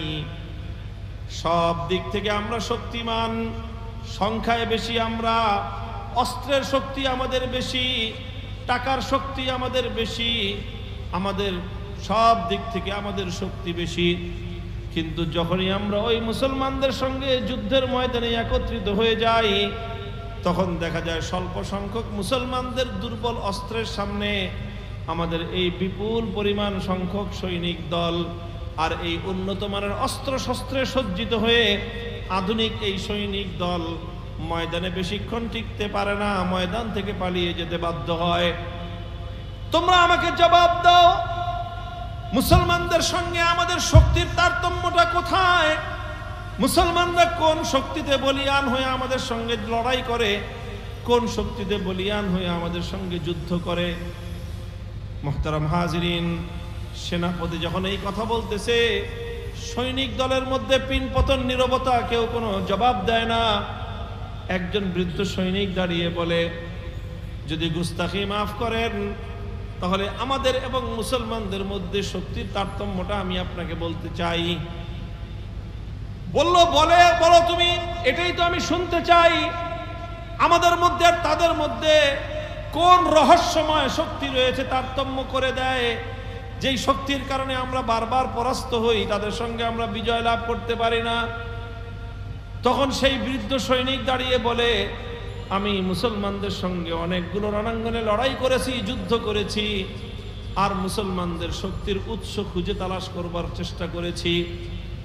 আমি দেখেছি আমাদের সঙ্গে মুসলমান সৈনিকদের তারতম্য কোথায়, পার্থক্য কোথায়। আমি দেখেছি প্রতিদিন যখন আমরা এবং মুসলমানরা যুদ্ধে জড়াই, সন্ধ্যাবেলায় যখন যুদ্ধের সময় শেষ হয়ে যায় আর যুদ্ধের দামামা বন্ধ হয়ে যায়, যুদ্ধটা স্থগিত হয়ে যায়, আমাদের সৈনিকেরা আমাদের ব্যারাকে ফিরে আসে, মুসলমানদের সৈনিকেরা মুসলমানদের তাঁবুতে ফিরে যায়। আমাদের সৈনিকেরা যখন আমাদের ব্যারাকে ফিরে আসে, তখন আমাদের ব্যারাকের একটা চিত্র দাঁড়ায়, আর মুসলমানদের সৈনিকরা যখন মুসলমানদের তাঁবুতে ফিরে যায়, ওই তাঁবুগুলোরও আরেকটা চিত্র দাঁড়ায়। কি চিত্র? বলে যে আমাদের সৈনিকেরা আমাদের সেনা ক্যাম্পগুলোর প্রত্যেকটা ব্যারাকে ব্যারাকে রাত যখন একটু বাড়তে থাকে, তখন আস্তে আস্তে নর্তকীদের নাচ শুরু হয়, গান বাদ্য শুরু হয়ে যায়। নাচের তালে তালে, গানের তালে তালে আমাদের সৈনিকরা মদ্যপান করে মাতাল হয়, নাচ গান করে, মাতলামি করে। এটা করতে করতে রাত গভীর হয়ে যায়। এরপরে যখন রাতটা গভীর হয়, আমাদের সৈনিকরা সব ঘুমের মধ্যে অচেতন হয়ে পড়ে। রাত ঘুমের মধ্যে অচেতন অবস্থায় রাতটা অতিক্রান্ত হয়ে যায়। রাত অতিক্রান্ত হয়ে যখন পূর্ব দিগন্তে সূর্যের আলো উদিত হয়, সূর্যের উত্তাপ এসে যখন আমাদের সৈনিকদের গায়ে লাগে, তখন তাদের ঘুম ভাঙে। আর ঘুমটা ভাঙার পর যখন তারা আবার পরের দিনের জন্য যুদ্ধের দামামা বেজে যায়, তারা যখন যুদ্ধের রণাঙ্গনে যায়, আমাদের প্রতিটা সৈনিকের অবস্থা এই থাকে, প্রত্যেকের অন্তরের মধ্যে মৃত্যুর একটা ভয় থাকে, মরণের ভয়, মৃত্যুর ভয় নিয়ে তারা যুদ্ধের রণাঙ্গনে যায়। তাদের স্বপ্ন একটাই থাকে, যে কোনোভাবে নিরাপদে নিজের জীবনটা নিয়ে যেন আমি ঘরে ফিরতে পারি। এই হলো আমাদের সৈনিকদের অবস্থা। মুসলমানদের সৈনিকদের অবস্থা হলো এই, রাতের প্রথম প্রহরে তারা ঘুমিয়ে পড়ে। তাদের ব্যারাকগুলোতে কোনো নাচ নাই, কোনো গান নাই, কোনো মদ নাই, কোনো আড্ডাবাজি নাই, তারা ঘুমিয়ে পড়ে। তারা রাতের প্রথম প্রহরে ঘুমায়, রাত বেশি রাত করে না। এরপরে যখন মধ্যরাতের সীমানা পার হয়ে যায়, তখন তাদের ঘুমগুলো আস্তে আস্তে ভাঙতে থাকে। আর এক একটা মুসলিম সৈনিক রাতের শেষ প্রহর যখন শুরু হয়, তারা বিছানা থেকে উঠতে আরম্ভ করে। উজু করে এসে তারা জায়নামাজে দাঁড়ায়। জায়নামাজে দাঁড়ায় আবেগ মাখা কণ্ঠে তারা আল্লাহর কোরআনের তেলাওয়াত করতে থাকে। একদিকে কণ্ঠে তাদের কোরআনের তেলাওয়াত চলতে থাকে, আর অপর দিকে তাদের আবেগে হৃদয় ভেঙে, বুক ভেঙে তাদের কান্না চলতে থাকে। চোখের অশ্রুতে তাদের বুক ভাসতে থাকে। নামাজের পরে যারা তখন দুহাত তুলে আল্লাহ পাক রব্বুল আলামিনের দরবারে ফরিয়াদের হাত তুলে, তাদের আহাজারিতে খোদার আরশ পর্যন্ত কেঁপে উঠে। হঠাৎ কোনো নতুন আগন্তুক যদি শেষ রাতে মুসলমানদের ওই সৈনিকদের ব্যারাকের পাশে এসে দাঁড়ায়, কারা এখানে থাকতেছে ওই লোকটা জানে না, হঠাৎ রাতের বেলায় আসছে, এসে যদি কান্নাকাটির আওয়াজ শুনে, তাহলে কান্নাকাটির আওয়াজ শুনে লোকটা মনে করবে যে এখানে যারা আছে এরা সন্ন্যাসীর দল, এরা বৈরাগী, এরা দুনিয়া কি জিনিস জানে না, এরা কোনো সৈনিকের দল নয়, বরং এরা দুনিয়াতে শুধু কান্নাকাটি করা ছাড়া বুঝি আর কিছুই জানে না। এভাবে রাতের শেষ প্রহরে মুসলমানদের তাঁবুটা কান্নার রোল পড়ে যায়, আল্লাহর কোরআনের তেলাওয়াতের দ্বারা গুঞ্জরিত হতে থাকে। এক একজন মুসলমান সিজদায় লুটিয়ে পড়ে আল্লাহ পাক রব্বুল আলামিনের কাছে ফরিয়াদ করতে থাকে, নিজের অপরাধের ক্ষমা চাইতে থাকে, নিজেকে অপরাধী বলে আল্লাহ পাক রব্বুল আলামিনের কাছে তারা নিজেদেরকে সুপর্দ করতে থাকে।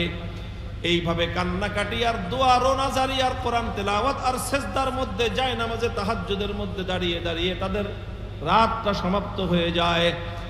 এরপরে যখন পূর্ব দিগন্তে সূর্য উঠে, যুদ্ধের দামামা যখন বাজতে আরম্ভ করে, তখন এক একজন মুসলমান জিহাদের ময়দানে যখন নামে, প্রত্যেকটা মুসলমানের কাছে শহীদি মৃত্যুর জন্য তারা এতটাই পাগল হয়ে থাকে।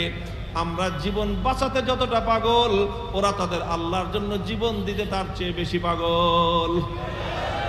হুম রুহবানুল লাইলি ওয়া ফুরসানুন নাহার, হুম রুহবানুল লাইলি ওয়া ফুরসানুন নাহার। মুসলমানদের শক্তির উৎস হলো এই দুইটা জায়গায়। ওরা রাতের বেলায় তাহাজ্জুদ গুজার, দিনের বেলায় ওরা ঘোড়সাওয়ার। যতদিন পর্যন্ত মুসলমানদের মধ্যে এই দুই শক্তি থাকবে, রাতের বেলায় তাহাজ্জুদের মাধ্যমে, রাতের বেলায় কান্নাকাটির মাধ্যমে, রাতের বেলার কোরআনের তেলাওয়াত আর রোনাজারির মাধ্যমে তাদের আত্মার শক্তি তারা অর্জন করে। আর ওই আত্মার শক্তি নিয়ে দিনের বেলায় যখন তারা এক হাতে তরবারি আর এক হাতে ঢাল নিয়ে আল্লাহু আকবরের স্লোগান নিয়ে যখন তারা জিহাদের ময়দানে নামে, 5 লক্ষ 10 লক্ষ নয়, তাম পৃথিবীর সমস্ত শত্রু মিলে ওই মুসলমানদের অগ্রযাত্রা রুখে দিতে পারে না। মুহতারাম হাজিরিন, সারা দুনিয়া মুসলমানরা জয় করেছে শুধুমাত্র বাহুর শক্তি দিয়ে নয়, সারা দুনিয়া মুসলমানরা জয় করেছে দেহের শক্তি দিয়ে নয়, সারা দুনিয়াতে কালেমার পতাকা উড়েছে শুধু তরবারির শক্তি দিয়ে নয়, সারা দুনিয়ার সমস্ত তাগুত, সমস্ত বাতিল, সমস্ত কুফরি শক্তি, সমস্ত তাগুতি শক্তি, সমস্ত মানব রচিত শক্তি মুসলমানদের পায়ের নিচে পিষ্ট হয়েছে আত্মার শক্তির কারণে। আল্লাহ পাক রব্বুল আলামিন মুসলমানদেরকে আত্মার শক্তিতে বলীয়ান করেছিলেন। সেই আত্মার উৎকর্ষতা হাসিল করতে হবে, নিজের আত্মাকে পরিশুদ্ধ করতে হবে, এটার নামই হলো ইসলাহ। আত্মার পরিশুদ্ধি হয়, আমি বলেছিলাম যে আমার আলোচনার মূল কথা এটাই, আত্মার পরিশুদ্ধি অর্জন করতে হবে। প্রশ্ন আসতে পারে আপনাদের অন্তরের মধ্যে এখন যে আমরা আত্মাটাকে পরিশুদ্ধ করব কেমনে, সুস্থ করব কেমনে, এবং এর মধ্যে শক্তিমত্তা অর্জন করব কিভাবে, আত্মার মধ্যে পাওয়ার বাড়াবো কেমনে? ভাই, আত্মার মধ্যে পাওয়ার বাড়ানোর দরকার আছে না নাই? দরকার আছে, দরকার আছে। আরে ভাই, আপনি দৌড়ায় কত দূর যাবেন বলেন তো? আচ্ছা বলেন তো, কেউ যদি একটা গাড়ির সাথে দৌড়ায় পাল্লা লাগায়, এই পাল্লা লাগায় লাভ আছে কোনো? এই গাড়ি এসকেলেটরে পা চাপ দিবে, ড্রাইভার গাড়ির এসকেলেটরের মধ্যে চাপ দিবে, ড্রাইভারের কি দৌড়াইতে হবে? হ্যাঁ, ড্রাইভারের শক্তি অনেক ব্যয় করতে হবে, ড্রাইভারকে অনেক পরিশ্রম করতে হবে। ও কিচ্ছু করতে হবে না, খালি এসকেলেটরে চাপ দিবে, ব্রেক সাইডে দিয়ে এসকেলেটরে চাপ দিবে, গাড়ির স্পিড উঠবে 100, আর একটু চাপ দিলে উঠবে 120, আর একটু চাপ দিলে উঠবে 150, এরপরে চাপ দিলে উঠে থাকবে 180 কিলোমিটার বেগে। ওই গাড়ি আরামসে দৌড়াতে থাকবে। আর আপনি জান প্রাণ দিয়ে যদি দৌড়াতে থাকেন, ঘন্টায় কত কিলোমিটার বেগে দৌড়াবেন আপনি বলেন তো? 10 কিলোমিটার না 20 কিলোমিটার দৌড়ালেন। 10 থেকে 15 কিলোমিটার একটা মানুষের পক্ষে ঘন্টায় দৌড়ানো কঠিন। 1 কিলোমিটার হাঁটতেই তো লাগে 10 থেকে 12 মিনিট। 1 ঘন্টা যদি আপনি হাঁটেন, হাইটা পারবেন 6 কিলোমিটার যেতে পারবেন। আচ্ছা, খুব যদি জোরে দৌড়ান, কত 12 থেকে 13 কিলোমিটার দৌড়াতে পারবেন। আপনি যদি গাড়ির সঙ্গে পাল্লা দেন, দৌড়ে পারা সম্ভব? আচ্ছা, যদি প্লেনের সঙ্গে পাল্লা দিয়েছেন, আপনি প্লেন যদি উড়াল দেয় আকাশে, ঢাকা থেকে সৌদি আরব যাইতে 6000 কিলোমিটার, হ্যাঁ কোনাকুনি গেলেও তো 3500 কিলোমিটার, 3500 কিলোমিটার যেতে লাগে 6 ঘন্টা। 500-600 কিলোমিটার বেগে একটা বিমান চলতে থাকে। আপনি যদি বিমানের সঙ্গে, যে আমার শরীরে অনেক শক্তি আছে, আমি অনেক দৌড়বিদ, আমি অনেক জোরে দৌড়াইতে পারি, আরে বেটা তুই যত জোরে দৌড়াও, তোমার দৌড়ের একটা দৌড়াত্মের একটা সীমা আছে। দৌড়ায় কোনোদিন প্লেনের সঙ্গে পারা যাবে না, দৌড়ায় গাড়ির সঙ্গেই পারা যায় না। ভাই, মানুষের দেহের শক্তি হলো দৌড়ায় যে পরিমাণ যাওয়া যায়, আর আত্মার শক্তিটা হলো প্লেন নয়, বিমান নয়, রকেটের চেয়েও বেশি গতিতে উড়ে যাওয়া যায়। আত্মার শক্তি অর্জন করো। আজ মুসলমানদের পতনের মূল কারণ হলো এই, মুসলমানরা দেহের শক্তি বৃদ্ধি করার ক্ষেত্রেই, বাহ্যিক শক্তি বৃদ্ধি করার মধ্যেই মুসলমানদের সকল দৃষ্টি নিবদ্ধ হয়ে আছে। অথচ যেখানে মূল পাওয়ার তৈরি হবে, সেই জায়গা থেকে মুসলমানরা বেখবর। এই জন্যই আজ সারা দুনিয়াব্যাপী মুসলমানদের উন্নতির ক্ষেত্রে সবচেয়ে বড় অন্তরায়। মুসলমানদের উন্নতির ক্ষেত্রে অন্তরায় এটাই। আর বেঈমানের দল ওরা জানে যে এই মুসলমানরা যদি আবার তাদের ওই পাওয়ারের সন্ধান পেয়ে যায়, এই মুসলমানরা যদি আবার তাদের ভিতরে পাওয়ার অর্জন করতে শুরু করে, তাহলে এই মুসলমানদেরকে ঠেকায় রাখা সম্ভব না।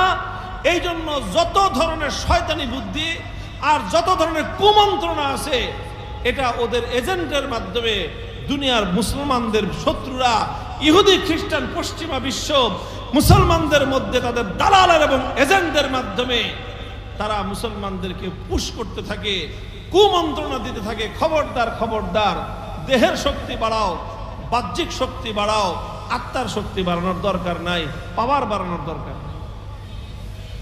ভাই, দৌড়ায় পাওয়ারের সাথে পারা যায় না? বলেন, দৌড়ায় কি পাওয়ারের সাথে পারা যায়? দৌড়ায় তো গাড়ির পাওয়ারের সাথেই পারা যায় না। দৌড়ায় আপনি কেমনে বিমানের পাওয়ারের সাথে পারবেন? দৌড়ায় আপনি কেমনে রকেটের পাওয়ারের সঙ্গে পারবেন? আজকে বেঈমানদের হাতে পাওয়ার রকেট আছে, বেঈমানদের হাতে আজকে বিমানের পাওয়ার আছে, নানা ধরনের বাহ্যিক, তাদের হাতে বাহ্যিক পাওয়ার আছে। মুসলমানরা যদি এই বেঈমানদেরকে মোকাবেলা করতে হয়, পরাস্ত করতে হয়, আল্লাহ পাক রব্বুল আলামিন মুসলমানদের জন্য এক ঈমানি পাওয়ার রেখেছিলেন। সেই ঈমানি পাওয়ার যদি মুসলমানরা অর্জন করতে না পারে, আল্লাহর কসম খেয়ে বলি, মুসলমানদের ভাগ্যের পরিবর্তন হবে না। এই জন্য সর্বপ্রথম এই জায়গাটা থেকে আমাদের বের হয়ে আসতে হবে।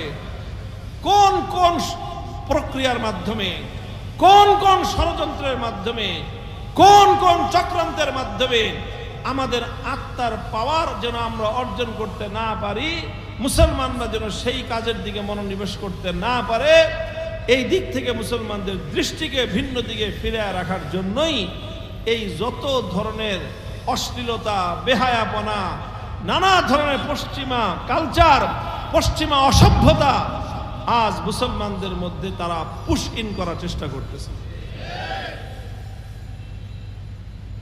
দেখেন কোরআনে পাকের সর্বশেষ সূরার নাম কি? সূরা নাস। সূরা নাস কি বলছেন আল্লাহ পাক? কুল আউযু বিরাব্বিন নাসি মালিকিন নাসি ইলাহিন নাস। হে নবী আপনি বলুন আমি আশ্রয় চাই, পানাহ চাই আল্লাহর কাছে যিনি মানুষের রব। কিসের থেকে পানাহ চাও? মিন শাররিল ওয়াসওয়াসিল খান্নাস। আমি পানাহ চাই যে নাকি আস্তে আস্তে করে মানুষের অন্তরের মধ্যে কুমন্ত্রণা দেয়, তার থেকে। খুব স্লো পয়জনের মাধ্যমে অন্তরে কি দেয়? কুমন্ত্রণা দেয়। আল্লাযী ইউওয়াসবিসু ফি সুদুরিন নাস, মানুষের অন্তরের মধ্যে দ্বিধাদ্বন্দ্ব সৃষ্টি করে। মিনাল জিন্নাতি ওয়ান নাস, অর্থাৎ শয়তান আবার দুই রকম। আল্লাহর কোরআন বলতেছে একটা হলো জিন শয়তান আর একটা হলো মানুষ শয়তান। একটা হলো জিন শয়তান আর একটা। এখন যারা আল্লাহর কোরআনের বিরুদ্ধে কথা বলে, কোরআনের ভাষায় এরা হলো মানুষ শয়তান। শয়তান কইলো আবার কেউ আমাকে গালি দিছে, কেরে বাবা শয়তান করলে তখন সমস্যা কি? শয়তানকে তোমরা মাইন্ড করো কেন? কারণ শয়তান আর তোমরা তো এক দলের লোক। শয়তানের যেই কাজ, শয়তানের যেই উদ্দেশ্য, সেটাই তোমরা বাস্তবায়ন করতেছো। তাহলে তোমাকে আমাকে যদি বলা হয়, আমাদেরকে যদি বলা হয় যে আমরা খেলাফতের কর্মী, তা আমরা তো খুশি হই। তোমাদেরকে শয়তানের দল বললে তোমাদের খুশি হওয়ার দরকার। মিনাল জিন্নাতি ওয়ান নাস, শয়তান কয় প্রকার? একটা হলো জিন শয়তান আর একটা হলো মানুষ শয়তান। তো যারা মুসলিম সমাজ থেকে, মানুষের সমাজ থেকে আল্লাহর কোরআনকে উৎখাত করতে চায়, কোরআনের বিধানকে উৎখাত করতে চায়, আল্লাহর আইনকে যারা উৎখাত করতে চায়, মুসলিম সভ্যতাকে যারা ধ্বংস করতে চায়, নিশ্চিতভাবে সন্দেহাতীতভাবে ওরা হলো মানুষ শয়তান। এই মানুষ শয়তানদেরকে প্রতিহত করাটাই আমাদের ঈমানি দায়িত্ব। এতে পশ্চিমারা কি মনে করলো, জাতিসংঘ কি মনে করলো, আমেরিকা কি মনে করলো, ওই সমস্ত গণার টাইম আমাদের। আল্লাহ পাক রব্বুল আলামিন আমাদেরকে বুঝবার তৌফিক দান করেন। মুহতারাম হাজিরিন, অনেক লম্বা হয়ে গেছে কথা। আমি আপনাদেরকে দুইটা কথা বলবো বলে বলছিলাম, এই পর্যন্ত সংক্ষেপে বলে শেষ করে দেই। মানুষের আত্মার পরিশুদ্ধি অর্জন করার জন্য বলছিলাম দুইটা পথ। একটা হলো নিজে নিজে করতে হবে, আর একটা হলো অন্যের সাহায্যে করতে হবে। অন্যের সাহায্যে যেটা করতে হবে সেটা হলো যেখানে ভালো মানুষরা একত্রিত হয়। যেখানে কি হয়? ভালো মানুষরা ভালো কাজ নিয়ে, ভালো আমল নিয়ে একত্রিত হয়। সেই ভালো মানুষদের সঙ্গে একত্রিত হওয়া, এটা হলো নিজের আত্মার পরিশুদ্ধির প্রথম উপায়। কথাটা বুঝাতে পারিনি? কিছু মানুষ নেক আমল করে, তারা আপনি আলাদা আলাদা থাকেন, তাহলে আপনার আত্মার পরিশুদ্ধি হবে না। আপনি এসে এই ভালো মানুষের ভালো কাজের সাথে আপনি জুড়ে যান। তাহলে ভালো মানুষের কাজের সঙ্গে যখন, সম্মিলিত কাজের সঙ্গে যখন আপনি থাকবেন, নেক আমলের সঙ্গে যখন আপনি একসঙ্গে চলতে থাকবেন, তো ধীরে ধীরে আপনার আত্মার পরিশুদ্ধি অর্জন হইতে থাকবে। এটা আল্লাহর কোরআন বলেছে।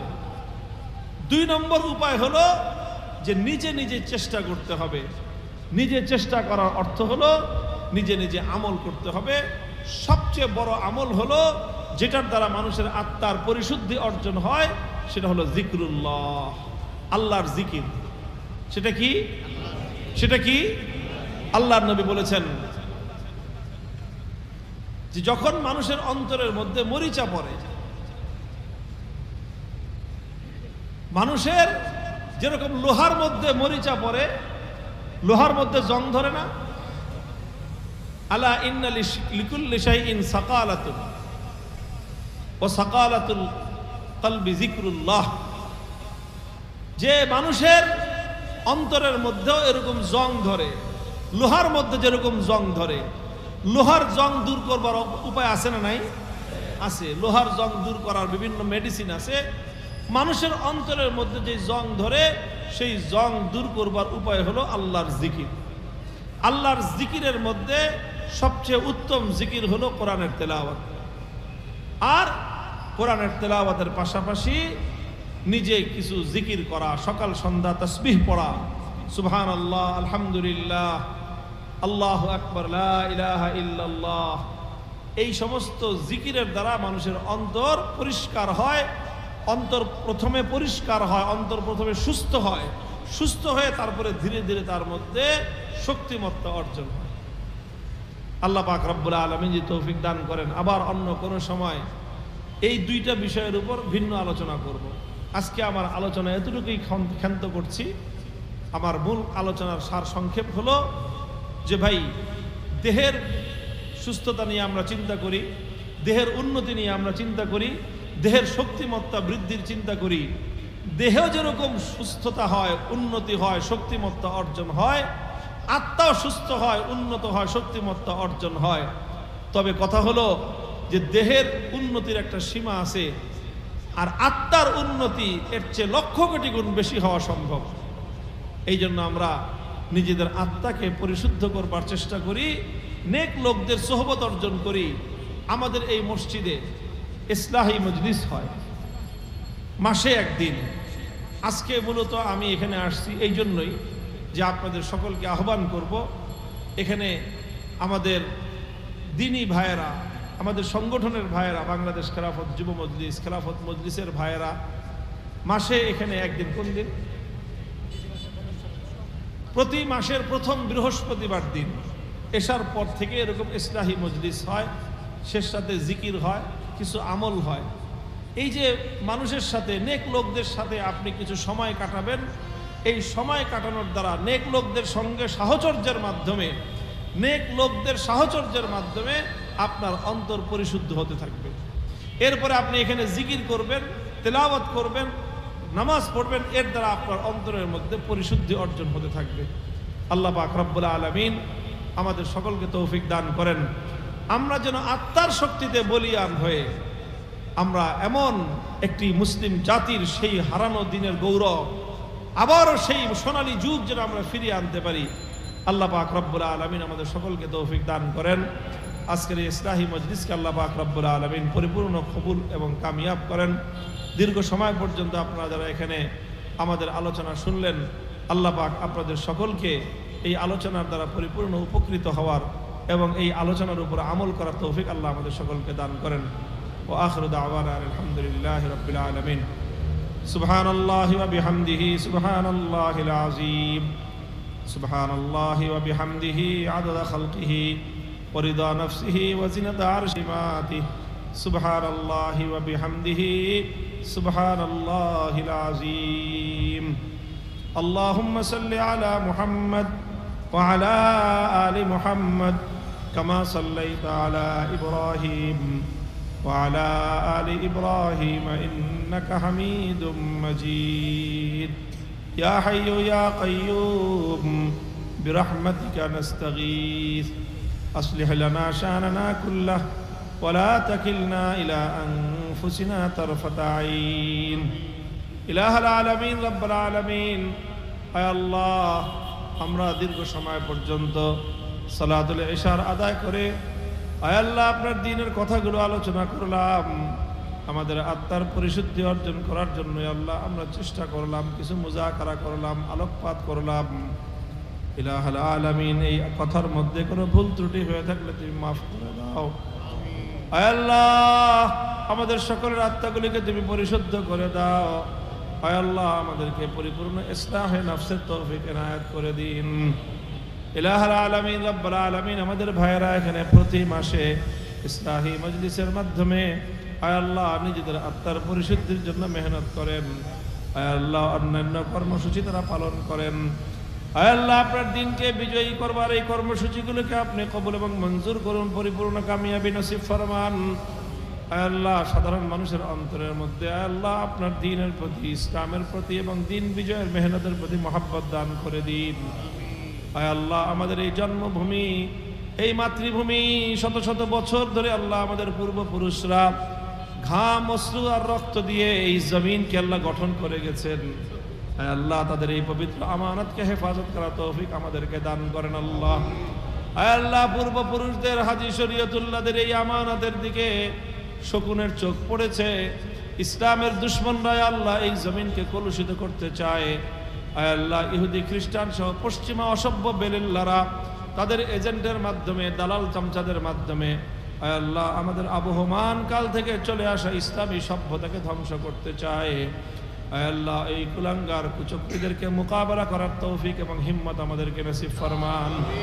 আয় আল্লাহ আপনার এই জমিনকে কোরআনের শাসনের জন্য কবুল করুন। আয় আল্লাহ এদেশে আপনি কালিমার ঝান্ডা সমুন্নত করে দিন, ইসলামের বলকে বালা করে দিন। আয় আল্লাহ আপনার সেই প্রদত্ত খেলাফতের ব্যবস্থাকে আবার দুনিয়াতে ফিরিয়ে আনবার তৌফিক দান ফরমান। আয় আল্লাহ সারা দুনিয়াকে আবার ইসলামী খেলাফতের শাসনাধীন করে দিন। আয় আল্লাহ ইসলামী খেলাফতকে আল্লাহ আপনি আবার পুনর্জীবিত করে দিন। ইলাহুল আলামিন রাব্বুল আলামিন হজের মাস চলতেছে, অনেক হাজী সাহেবান বাইতুল্লাহ নগরে চলে গেছে আল্লাহ, অনেকে যাওয়ার পথে আছে, অনেকে যাওয়ার অপেক্ষায় আছে আল্লাহ। প্রত্যেককে আল্লাহ আপনি সহি সালামতের সাথে পবিত্র মক্কা, পবিত্র মদিনা শরীফে যাওয়ার তৌফিক দান ফরমান। হজ্জে মাবরুর নসিব করেন ইলাহুল আলামিন। হজের মৌসুমে পবিত্র নগরী মক্কা এবং মদিনাকে সব ধরনের দুর্ঘটনা এবং বালা মুসিবত থেকে আপনি হেফাজত ফরমান। ইলাহুল আলামিন রাব্বুল আলামিন আমাদের দোয়াকে আপনি কবুল করুন, আমাদেরকে মাফ করে দিন, আমাদের বাবা মা আপনজনদেরকে মাফ করে দিন।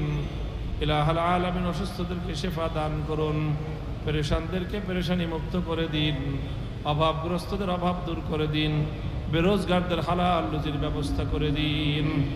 আয় আল্লাহ আমাদের পরবর্তী প্রজন্ম, আমাদের সন্তান সন্ততি, তাদের সকলকে আল্লাহ আপনার দ্বীনের জন্য কবুল করুন, তাদেরকে মজবুত ঈমান এবং আমল এবং হেদায়েত নসিব ফরমান। ربنا تقبل منا إنك أنت السميع العليم وتب علينا يا مولانا إنك أنت التواب الرحيم سبحان ربك رب العزة عما يصفون وسلام على المرسلين والحمد لله رب العالمين.